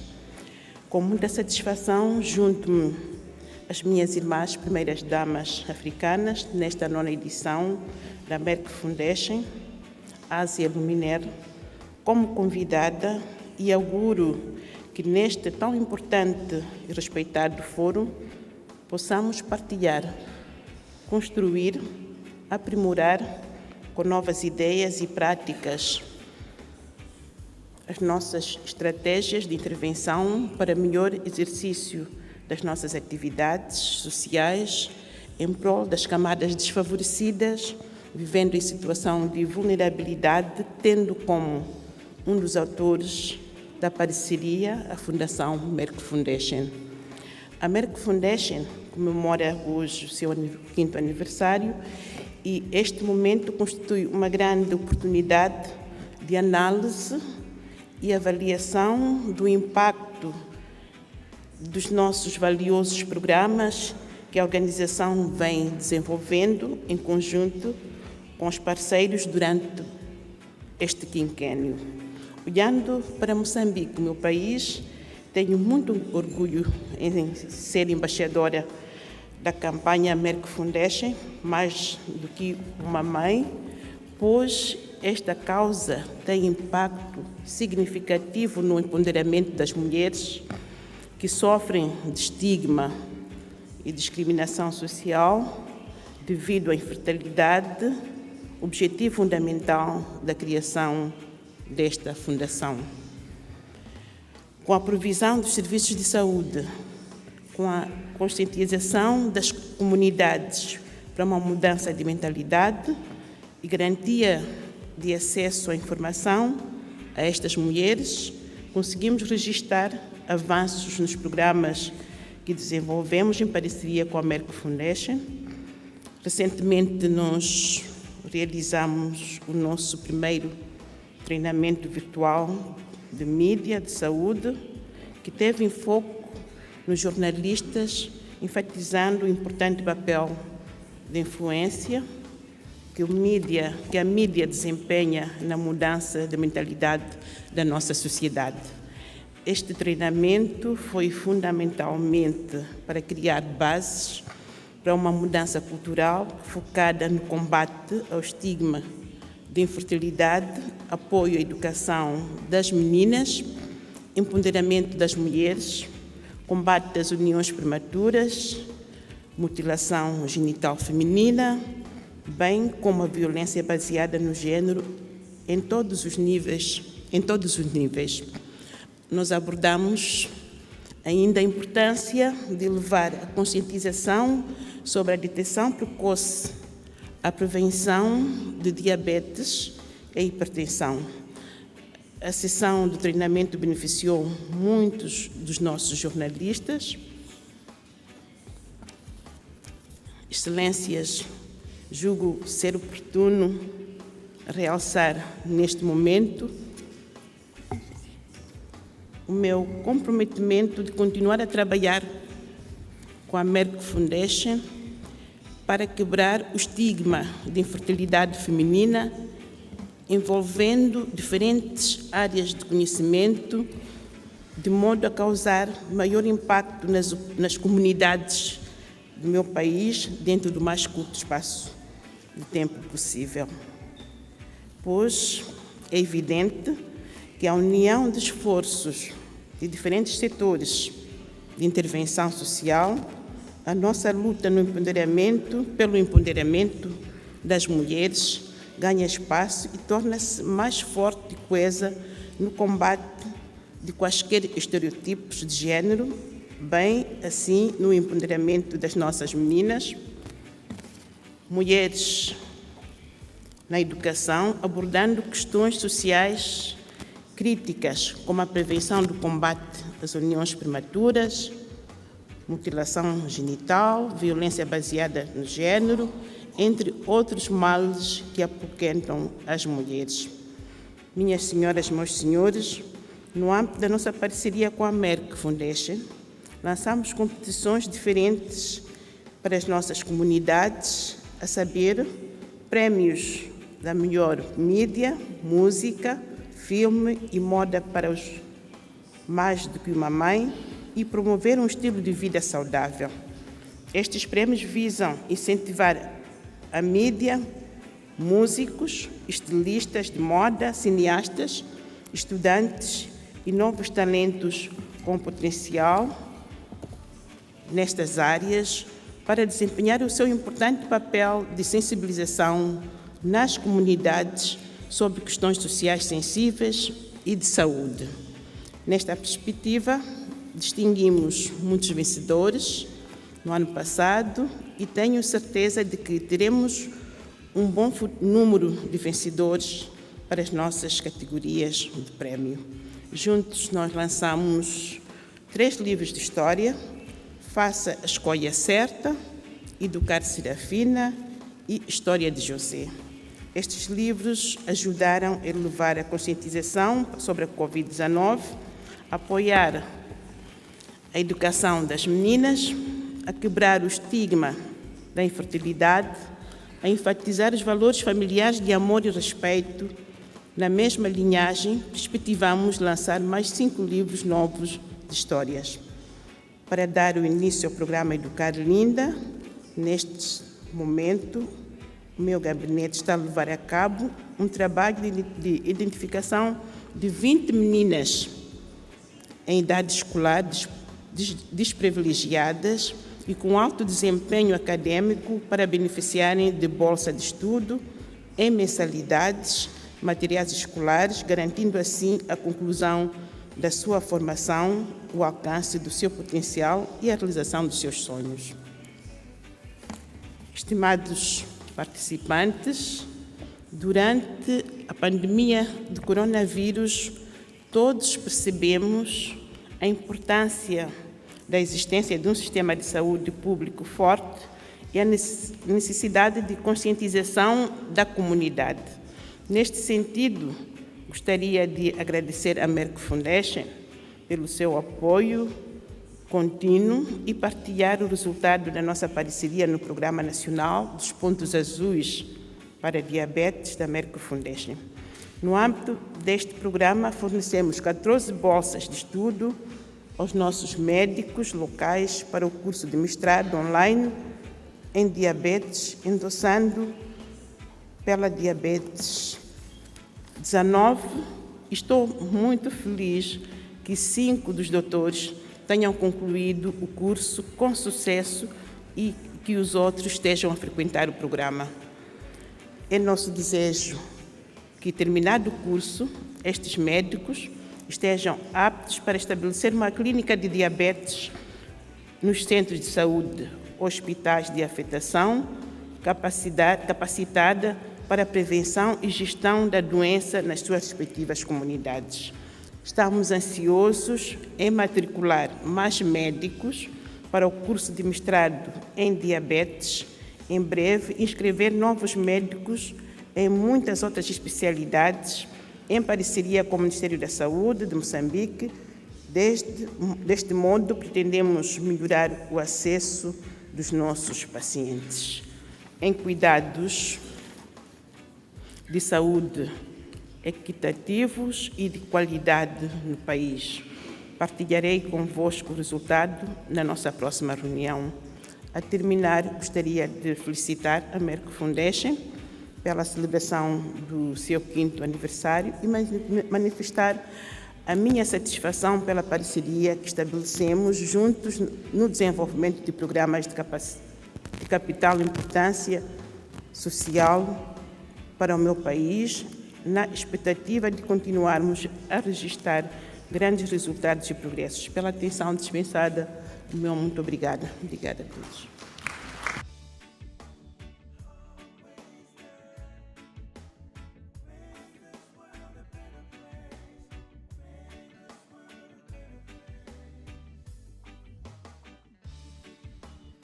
Her Excellency, Mrs. Monica Gengos, the First Lady of the Republic of Namibia.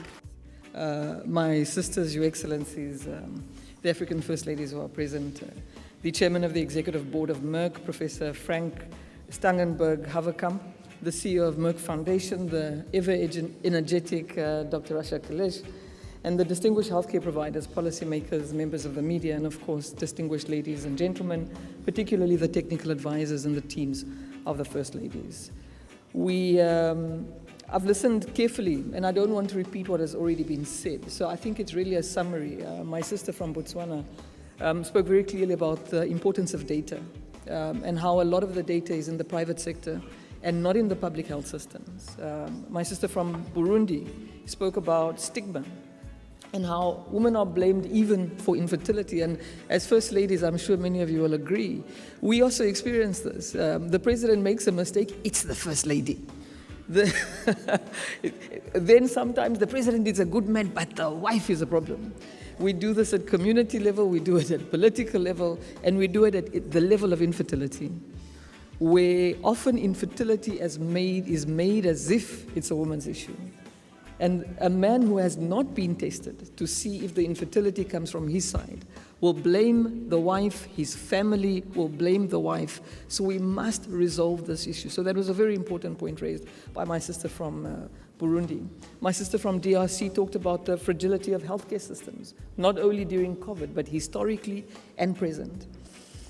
My sister from Gambia made a very important point about why we need to integrate services and add issues, add NCDs, add healthcare issues like obstetrics fistula, which also suffers a lot from lack of access to information, also suffers a lot from stigma. My sister from Ghana spoke about the importance of strong partnerships and really highlighted the strength of this partnership with Merck Foundation that all of us share. And I would like to really agree with you on that.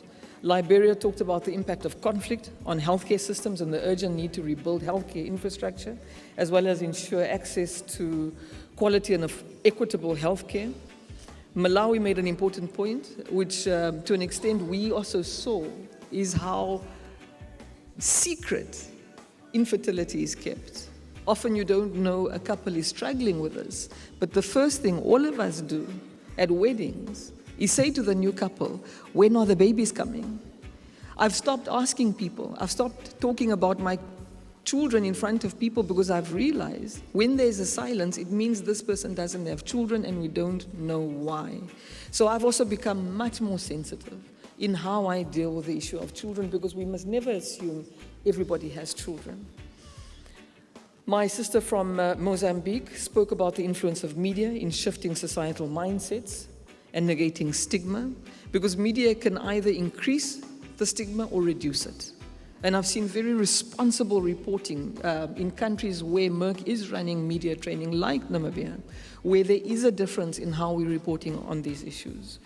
So you heard a lot of similar things. A lot of the programs are similar. But one thing that you didn't hear any of us talk about is the integration of infertility treatment in public healthcare systems. Because that is the one thing we are all struggling with. I know there's policymakers and academics in the room. And the cost of providing this treatment is often what we see. But what we're not seeing is the hidden cost of what it takes to treat a society that does not want to deal with an issue. And often what we're not talking about enough is the burden that couples or individuals who suffer from infertility go through in order to fund their treatment, whether it's in different countries, like the First Lady of Botswana said, or trying to find money to pay private healthcare providers in their own countries for infertility treatment, which often isn't entirely successful. So what Merck is doing is what it can do. It's dealing with our mindsets, and it's really creating an environment where we all understand that the end goal is to make access and affordability of infertility treatment key as we deal with all of the societal issues at the same time. We've done very similar things to what all of the First Ladies have done with Merck in terms of postgraduate programs for doctors, the media awards, the scholarships, the Educating Linda programs. There was an Empowering Burner program where women received money for their economic projects. We did the storybooks. One thing I was grateful for Merck on the storybooks is we changed the names and some of the scenarios to suit the Namibian context. Because as much as things are very similar across the continent, they are also very different. So I like the flexibility, Dr. Rasha, that we must tweak to the nuances of the jurisdictions we come from. We, in addition to that, because we don't do things we don't believe in addition to what we did with Merck, we also made sure that the people in my office did a lot of thought leadership in the public domain, whether it was talking on radio stations, going onto TV, and actively addressing the issue of infertility. We did follow-up training with media practitioners. We made sure to build and maintain sound relationships with infertility specialists and media practitioners. We also held 2 national conferences on infertility, where we gathered people from all across the country, from all the different regions, into the central place, and we had a conference where we gave voice to the people who had to deal with infertility. one of the most moving accounts came from a man who spoke about his journey with infertility and the incredible cost it came to him. And I saw how moving it was for other men to realize they were not alone.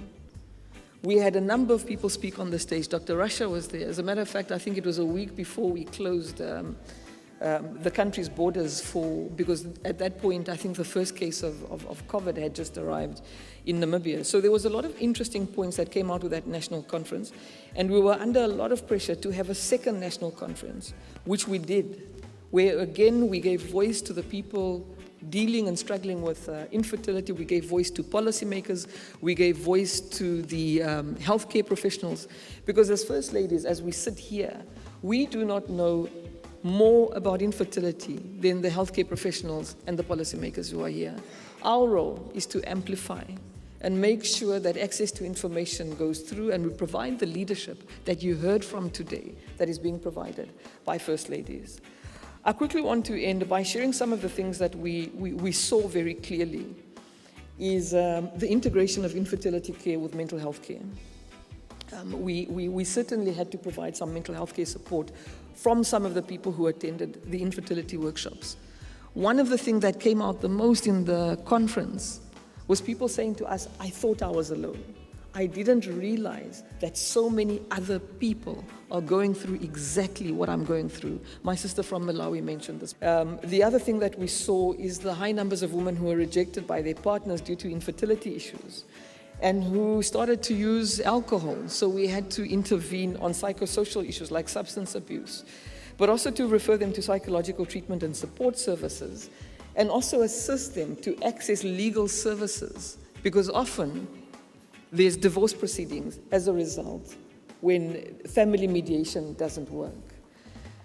We linked couples to adoption services. Not everybody wants to adopt, but there were certainly many breakthroughs with some couples who had accepted, who had gone through the treatments, they had no money left, but they still wanted a child and were happy and ready to adopt.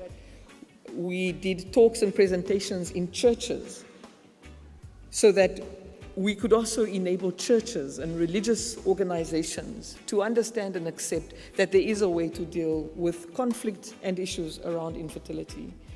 There was a WhatsApp group created where often key messages, particularly from Merck Foundation, were shared on these WhatsApp groups, and just to make sure that the people participating did not feel alone.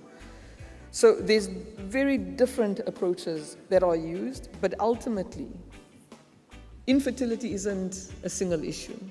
It has so many aspects to it. So the multi-dimensional approach that you're seeing being used by Merck Foundation and that you're seeing that the First Ladies are applying in their respective countries is exceptionally important.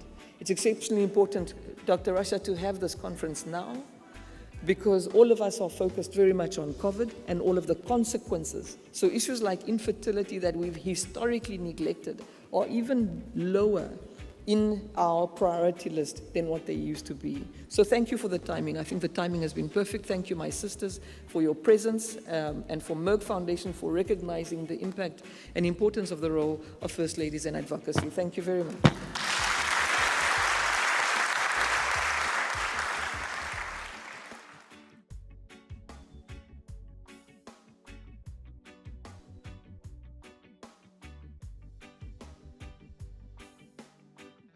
Her Excellency, Madame Fatima Madabeo, the First Lady of the Republic of Sierra Leone. Good afternoon. Excellencies, my dear sisters, First Ladies of Africa, Dr. Rasha Kelej, the CEO of Merck Foundation, Professor Frank, my dance partner, and our boss here today, medical practitioners here, the media, delegates, distinguished ladies and gentlemen, good afternoon. Indeed, it's a pleasure to be here in front of you to address issues as important as infertility. But while seated, listening to my sisters talking about the things they have done and the things they have achieve within COVID, I think African First Ladies deserve a round of applause for their hard work. It's not easy being an African First Lady in Africa these days. Like my sister Monica just said, everything wrong in Africa is caused by the African First Ladies. Sometimes it is really nice for people to recognize our work and celebrate us, because that will also motivate us to do more.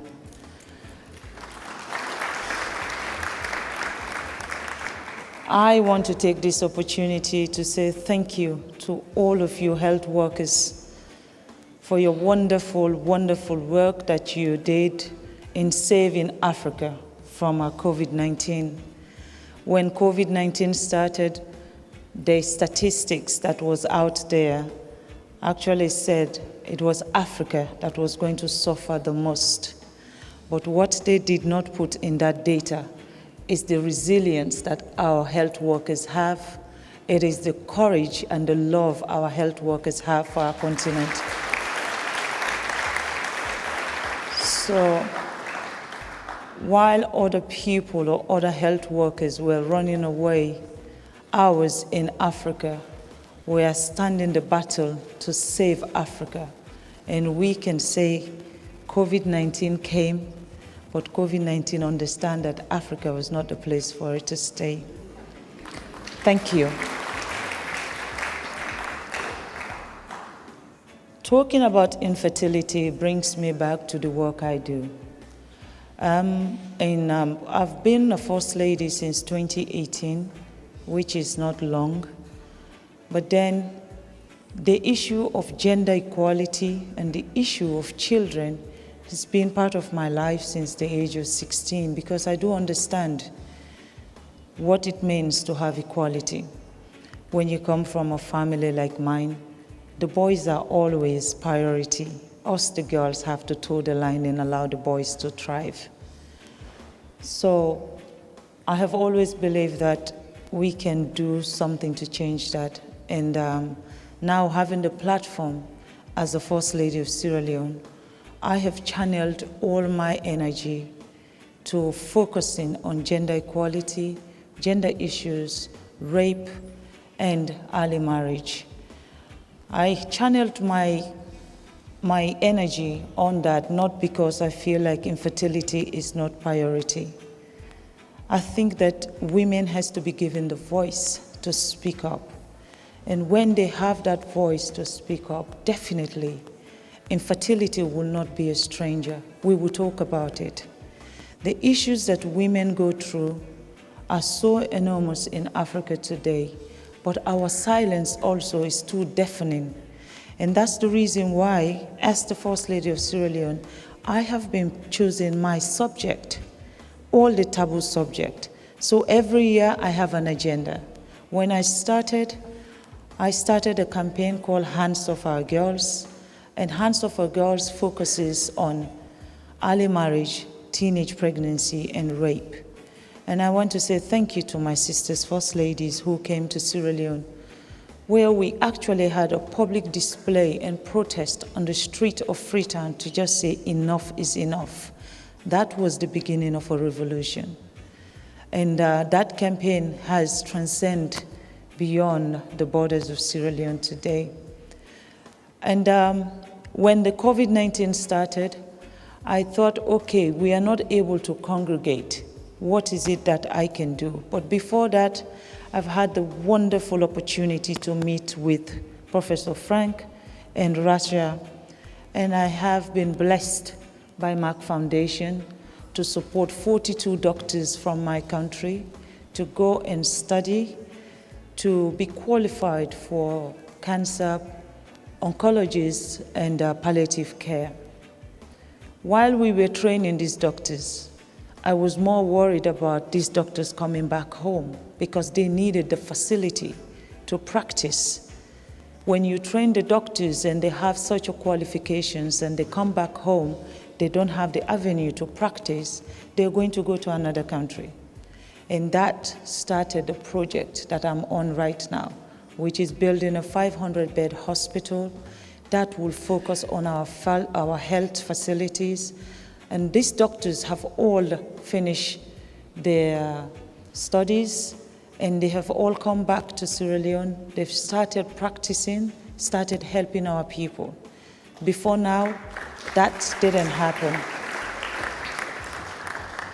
June this year, I had the honor also to host Rasha in Sierra Leone, because I was also blessed for the United Nations Women's to ask that I host the sexual reproductive 10th year anniversary in Sierra Leone. So I had 950 delegates who came to Sierra Leone from 42 countries. And Rasha Kelej was one of the people who actually went to be our guest speaker to talk about this issue, talk about infertility, talk about what women can do to break the silence. And I want to say thank you, because your contribution also has enlightened the women and men of Sierra Leone. Infertility is not just a woman's problem, it's everybody's problem. But then when a woman, if you're married into a cultural home and you don't have a child within a year, the second year, if you're lucky, your mother-in-law will not be in your bedroom, because they will start to demand for a child, as if it is only a woman that makes babies. I think babies are made by two people, a woman and a man. If a woman is not able to be pregnant, the possibility could also be that the man is not able to pregnate the woman. But in Africa, they don't see it that way. When a woman is not pregnant, when they get married, immediately it is their fault. And then the threat they come up with in this, our traditional family, we're going to have another wife for your husband. As if bringing another wife will solve the problem, if the problem is actually the man. Even if you bring 10 wives, they will not have children unless the man treats themselves and understand that the infertility problem is their problem. So my urge to this congregation here, as we propagate the deafening silence on infertility, let us also look inwards. Let us also look into our homes and check who is the problem. And the only way we can do that is by testing each other. It's about taking the treatment that is needed for everyone, male and female, and then we will have a solution. But also when a woman has a problem like this, such as infertility, don't stigmatize them. Do not stigmatize a woman just because they are not able to bear a child. There is no woman on this planet Earth who doesn't want to have a child. So don't stigmatize them. Let us support them. Let us give them the opportunity.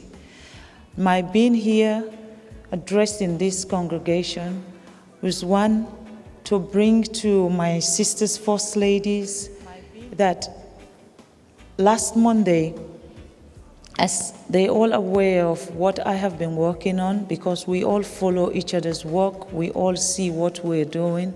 My focus, like I said from the beginning, has been on children and rape issues.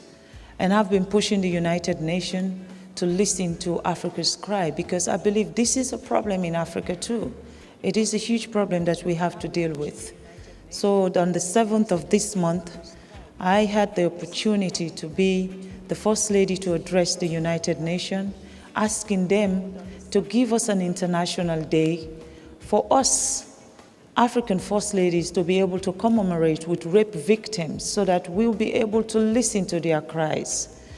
And I want to say, with the support of the Catholic Church, the United Nations actually adopted that resolution by consensus Monday gone. So from the 18th of this November this year, we now have an international day to celebrate or to commemorate rape victims and survivors all over the world. And I would want to ask my sisters, First Ladies, to not see this as an achievement for Fatima, but to see it as an African achievement, because this is the first time in the history of the United Nations to have an African First Lady, or to even have any First Lady address the General Assembly in the UN. And for me to be there and come out with a consensus where the whole world stood by me and say, yes, we have had Africa's cry and we're going to support it. They've given us a date, November 18, and I'm hoping that Merck Foundation and my sisters First Ladies will partner with the United Nations so that we can commemorate this day. And I want to say thank you, because this is what I have been focusing on. But I'm going to make a pledge to Merck Foundation today that I am going to also now put infertility as one of my priority list, because I know one thing: when I focus on an agenda, I focus with that agenda with my life, and infertility will be my agenda, and I'll pursue it and make sure Sierra Leone will talk about infertility and the support that Sierra Leone needs for infertility, women and men. We will find a solution to it. I want to say thank you for your ever always supportive sisterly advice and love. Thank you for training my doctors. And have I had enough with what I've had all my sisters talking about what they have got from Merck Foundation? I'm hoping my own list will be great next time I stand here. Please, I know you are supporting, you actually contacted us for the education. I could not bring education to you because we have already given free education in Sierra Leone, which the government is paying for. So asking you to support girls for free education, to support girls for their education, I think for me it would be like ripping you off, because they already have that facility. But what I will ask from Merck Foundation is that when we now start cascading these infertility issues, please make those women priority also, because when they come out and speak about an issue like this, they are going to be stigmatized, and we should be there to support them and make them know that they are not in this alone. So thank you so very much, distinguished ladies and gentlemen. May God help us all. Thank you.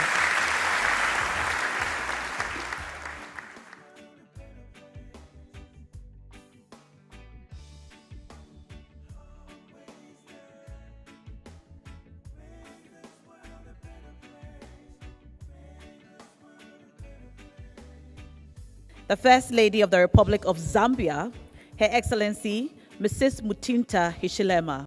Good afternoon to you all. I'm sure you agree with me that the veterans have spoken. It's unfortunately that we had to follow the alphabetical order. Our First Lady's President of Namibia should have been the last one to speak. Your Excellencies, all First Ladies present, Professor Dr. Frank Stangenberg-Haverkamp, Merck Foundation Chairman, Dr. Rasha Kelej, Chief Executive of Merck Foundation Senator, Merck Foundation, partners and alumni, the media, distinguished ladies and gentlemen, all protocols observed. Greetings to you all and happy 5th anniversary Merck Foundation. I'm very excited to join you today for the first time as a member of the prestige platform Merck Foundation First Ladies Initiative, 9th edition of Merck Foundation Africa, Asia, Luminary. As a new member, I'm looking forward to working closely with you all to achieve our goals as First Ladies, to support our communities and strengthen our nations. To ensure that we achieve this, Merck Foundation appointed me as an ambassador of More Than a Mother campaign of which I'm proud of. Your Excellencies, I'm positive that our efforts will yield positive results, especially that we have this privilege of physical interaction with one another when we will exchange our experiences. My dear sisters, we cannot underestimate the power of collaboration in achieving our agendas in our respective countries. We have to join hands, exchange experiences, and work around the clock in close collaboration to continue serving our countries. Therefore, such meetings, either in person or virtual, are very important. Your Excellencies, I must state that since we took office, we have embarked on a joint program with Merck Foundation called Educating Linda. To support girl education, we provide scholarship to girls to complete their tertiary education. So far, a total of 22 girls have been captured under this program and have received scholarship to cover their tuition fees of nursing and social programs in universities. This scholarship will continue until they complete their education successfully. This program is aligned to my vision of supporting and empowering a girl child. I strongly believe that girl education will help reduce the many challenges women have on vulnerability as they eventually attain economic independence. Ladies and gentlemen, we all know that girl education is one of the most critical areas of women empowerment. It is also an area that represents some of the distinct examples of discrimination women suffer. While educating girls leads our nation to a better future, it helps to strengthen our families, communities, and countries at all levels, and helps end child marriage and improve the status of every member in the family. Therefore, we have broadened our focus area in supporting girl education by also attending to primary and early childhood education. I'm glad to report that as a first initiative, Merck Foundation donated 3,000 sets school items to distribute to school to support their education. I must also mention that I'm alive to the fact that Merck Foundation has worked with other First Ladies in the previous governments in Zambia before. We are grateful as a country for the support rendered in various programs that they conducted and implemented in various sectors such as media and health. As a country, we can attest that the health sector benefited tremendously from your support through the specialized training of our medical doctors.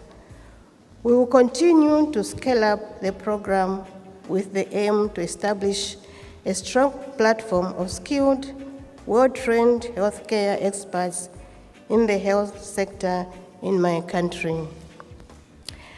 I'm sincerely grateful of Merck Foundation for your continued support in my country. I'm also eagerly looking forward to a much more strengthened partnership with all of you, Your Excellencies, in order to better our countries. I thank you so much for your attention.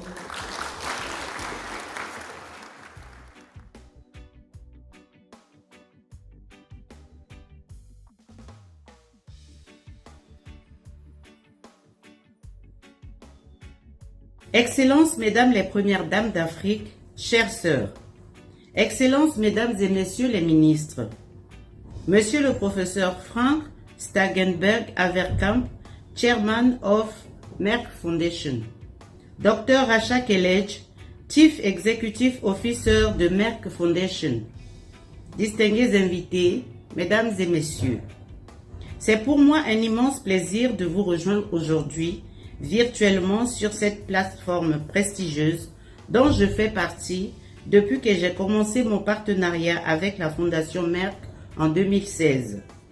Je profite de cette opportunité pour vous adresser mes sincères et fraternelles salutations.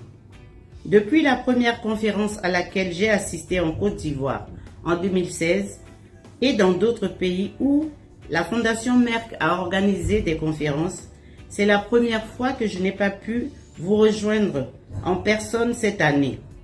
Cela est dû à une coïncidence de chronogramme qui a nécessité mon déplacement dans un autre pays. J'aimerais profiter de cette occasion pour rendre un hommage particulier aux membres de notre importante plateforme et apprécier ce précieux partenariat que j'entretiens avec la Fondation Merck en tant qu'ambassadrice de Plus qu'une mère. Je suis très heureuse du fort engagement de la Fondation Merck à vouloir renforcer les capacités des médecins et à nous accompagner dans la mobilisation de la population sur des problèmes importants de santé publique de mon pays et à travers l'Afrique et l'Asie. Je suis également très fière de notre programme Empowering Berna, dans le cadre duquel nous avons créé de petits commerces pour les femmes infertiles et sans enfants, et les avons formées à la gestion de leur commerce afin qu'elles puissent avoir un revenu, devenir indépendantes et avoir un espoir pour une vie meilleure.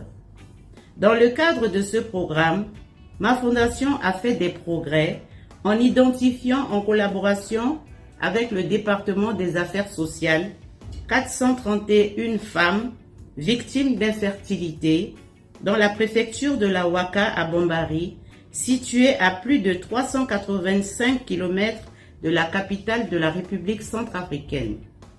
À l'instar des anciennes femmes infertiles prises en charge à Bangui, à Damara et à Mbaïki, dans le cadre de ce programme Empowering Berna, la Fondation Cri de cœur d'une mère est en train de développer un programme pour celles de Bombari, dont la mise en œuvre dépendra des ressources qui seront mobilisées.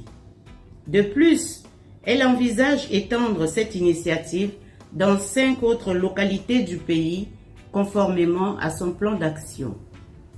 Au nom de mon pays, la République centrafricaine, je suis très fière et très heureuse de m'associer à la Fondation et de travailler en étroite collaboration avec elle, car elle nous aide à faire progresser et à renforcer le système de santé en Centrafrique en offrant des bourses à nos médecins locaux dans diverses spécialités médicales.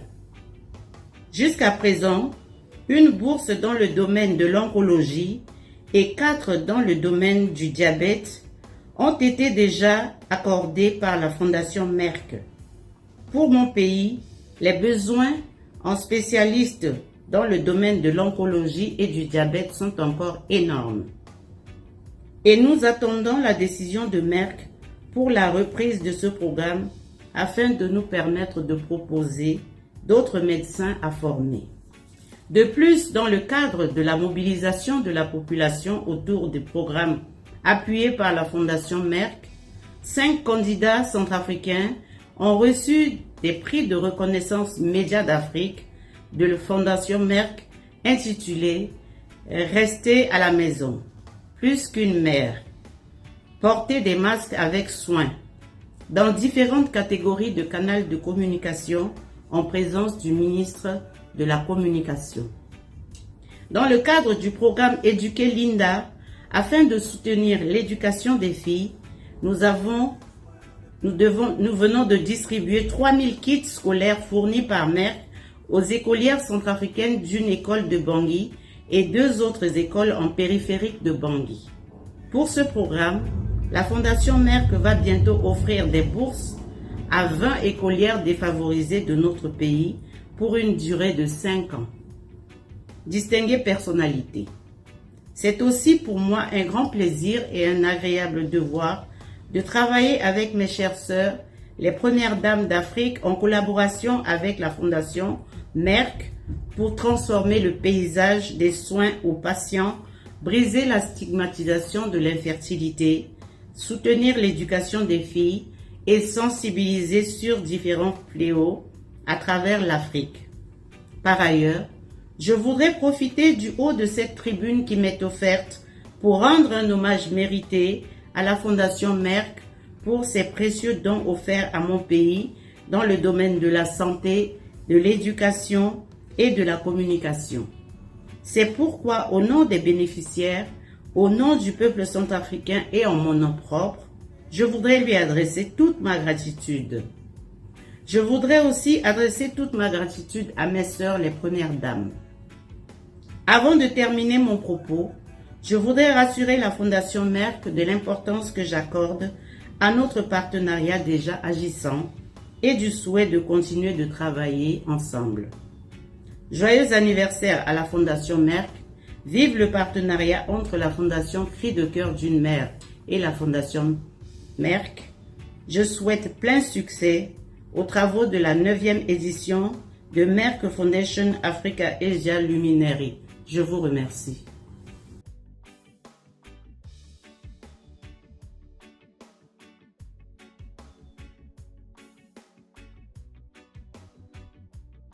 My dear sisters, Your Excellencies, First Ladies, Chairman of Executive Board of Merck, Professor Dr. Frank Stangenberg-Haverkamp, CEO of Merck Foundation, Senator Dr. Rasha Kelej, ladies and gentlemen. It gives me great pleasure to join you virtually today and to join at this important conference and on this very important occasion, the 5th anniversary of Merck Foundation. Happy anniversary, Merck Foundation, from strength to strength. I could not join in person this year due to my engagement with the election, but I am sure I will join you in person at this important platform next year. I am very impressed to hear from you all, my dear sisters, about your experiences and the amazing success of your long-term partnership with Merck Foundation during the past 5 years. I would like to share that I am working with my team and Merck Foundation to start our partnership, specially to implement the Educating Linda program, which aims to empower girls through education and end child marriage.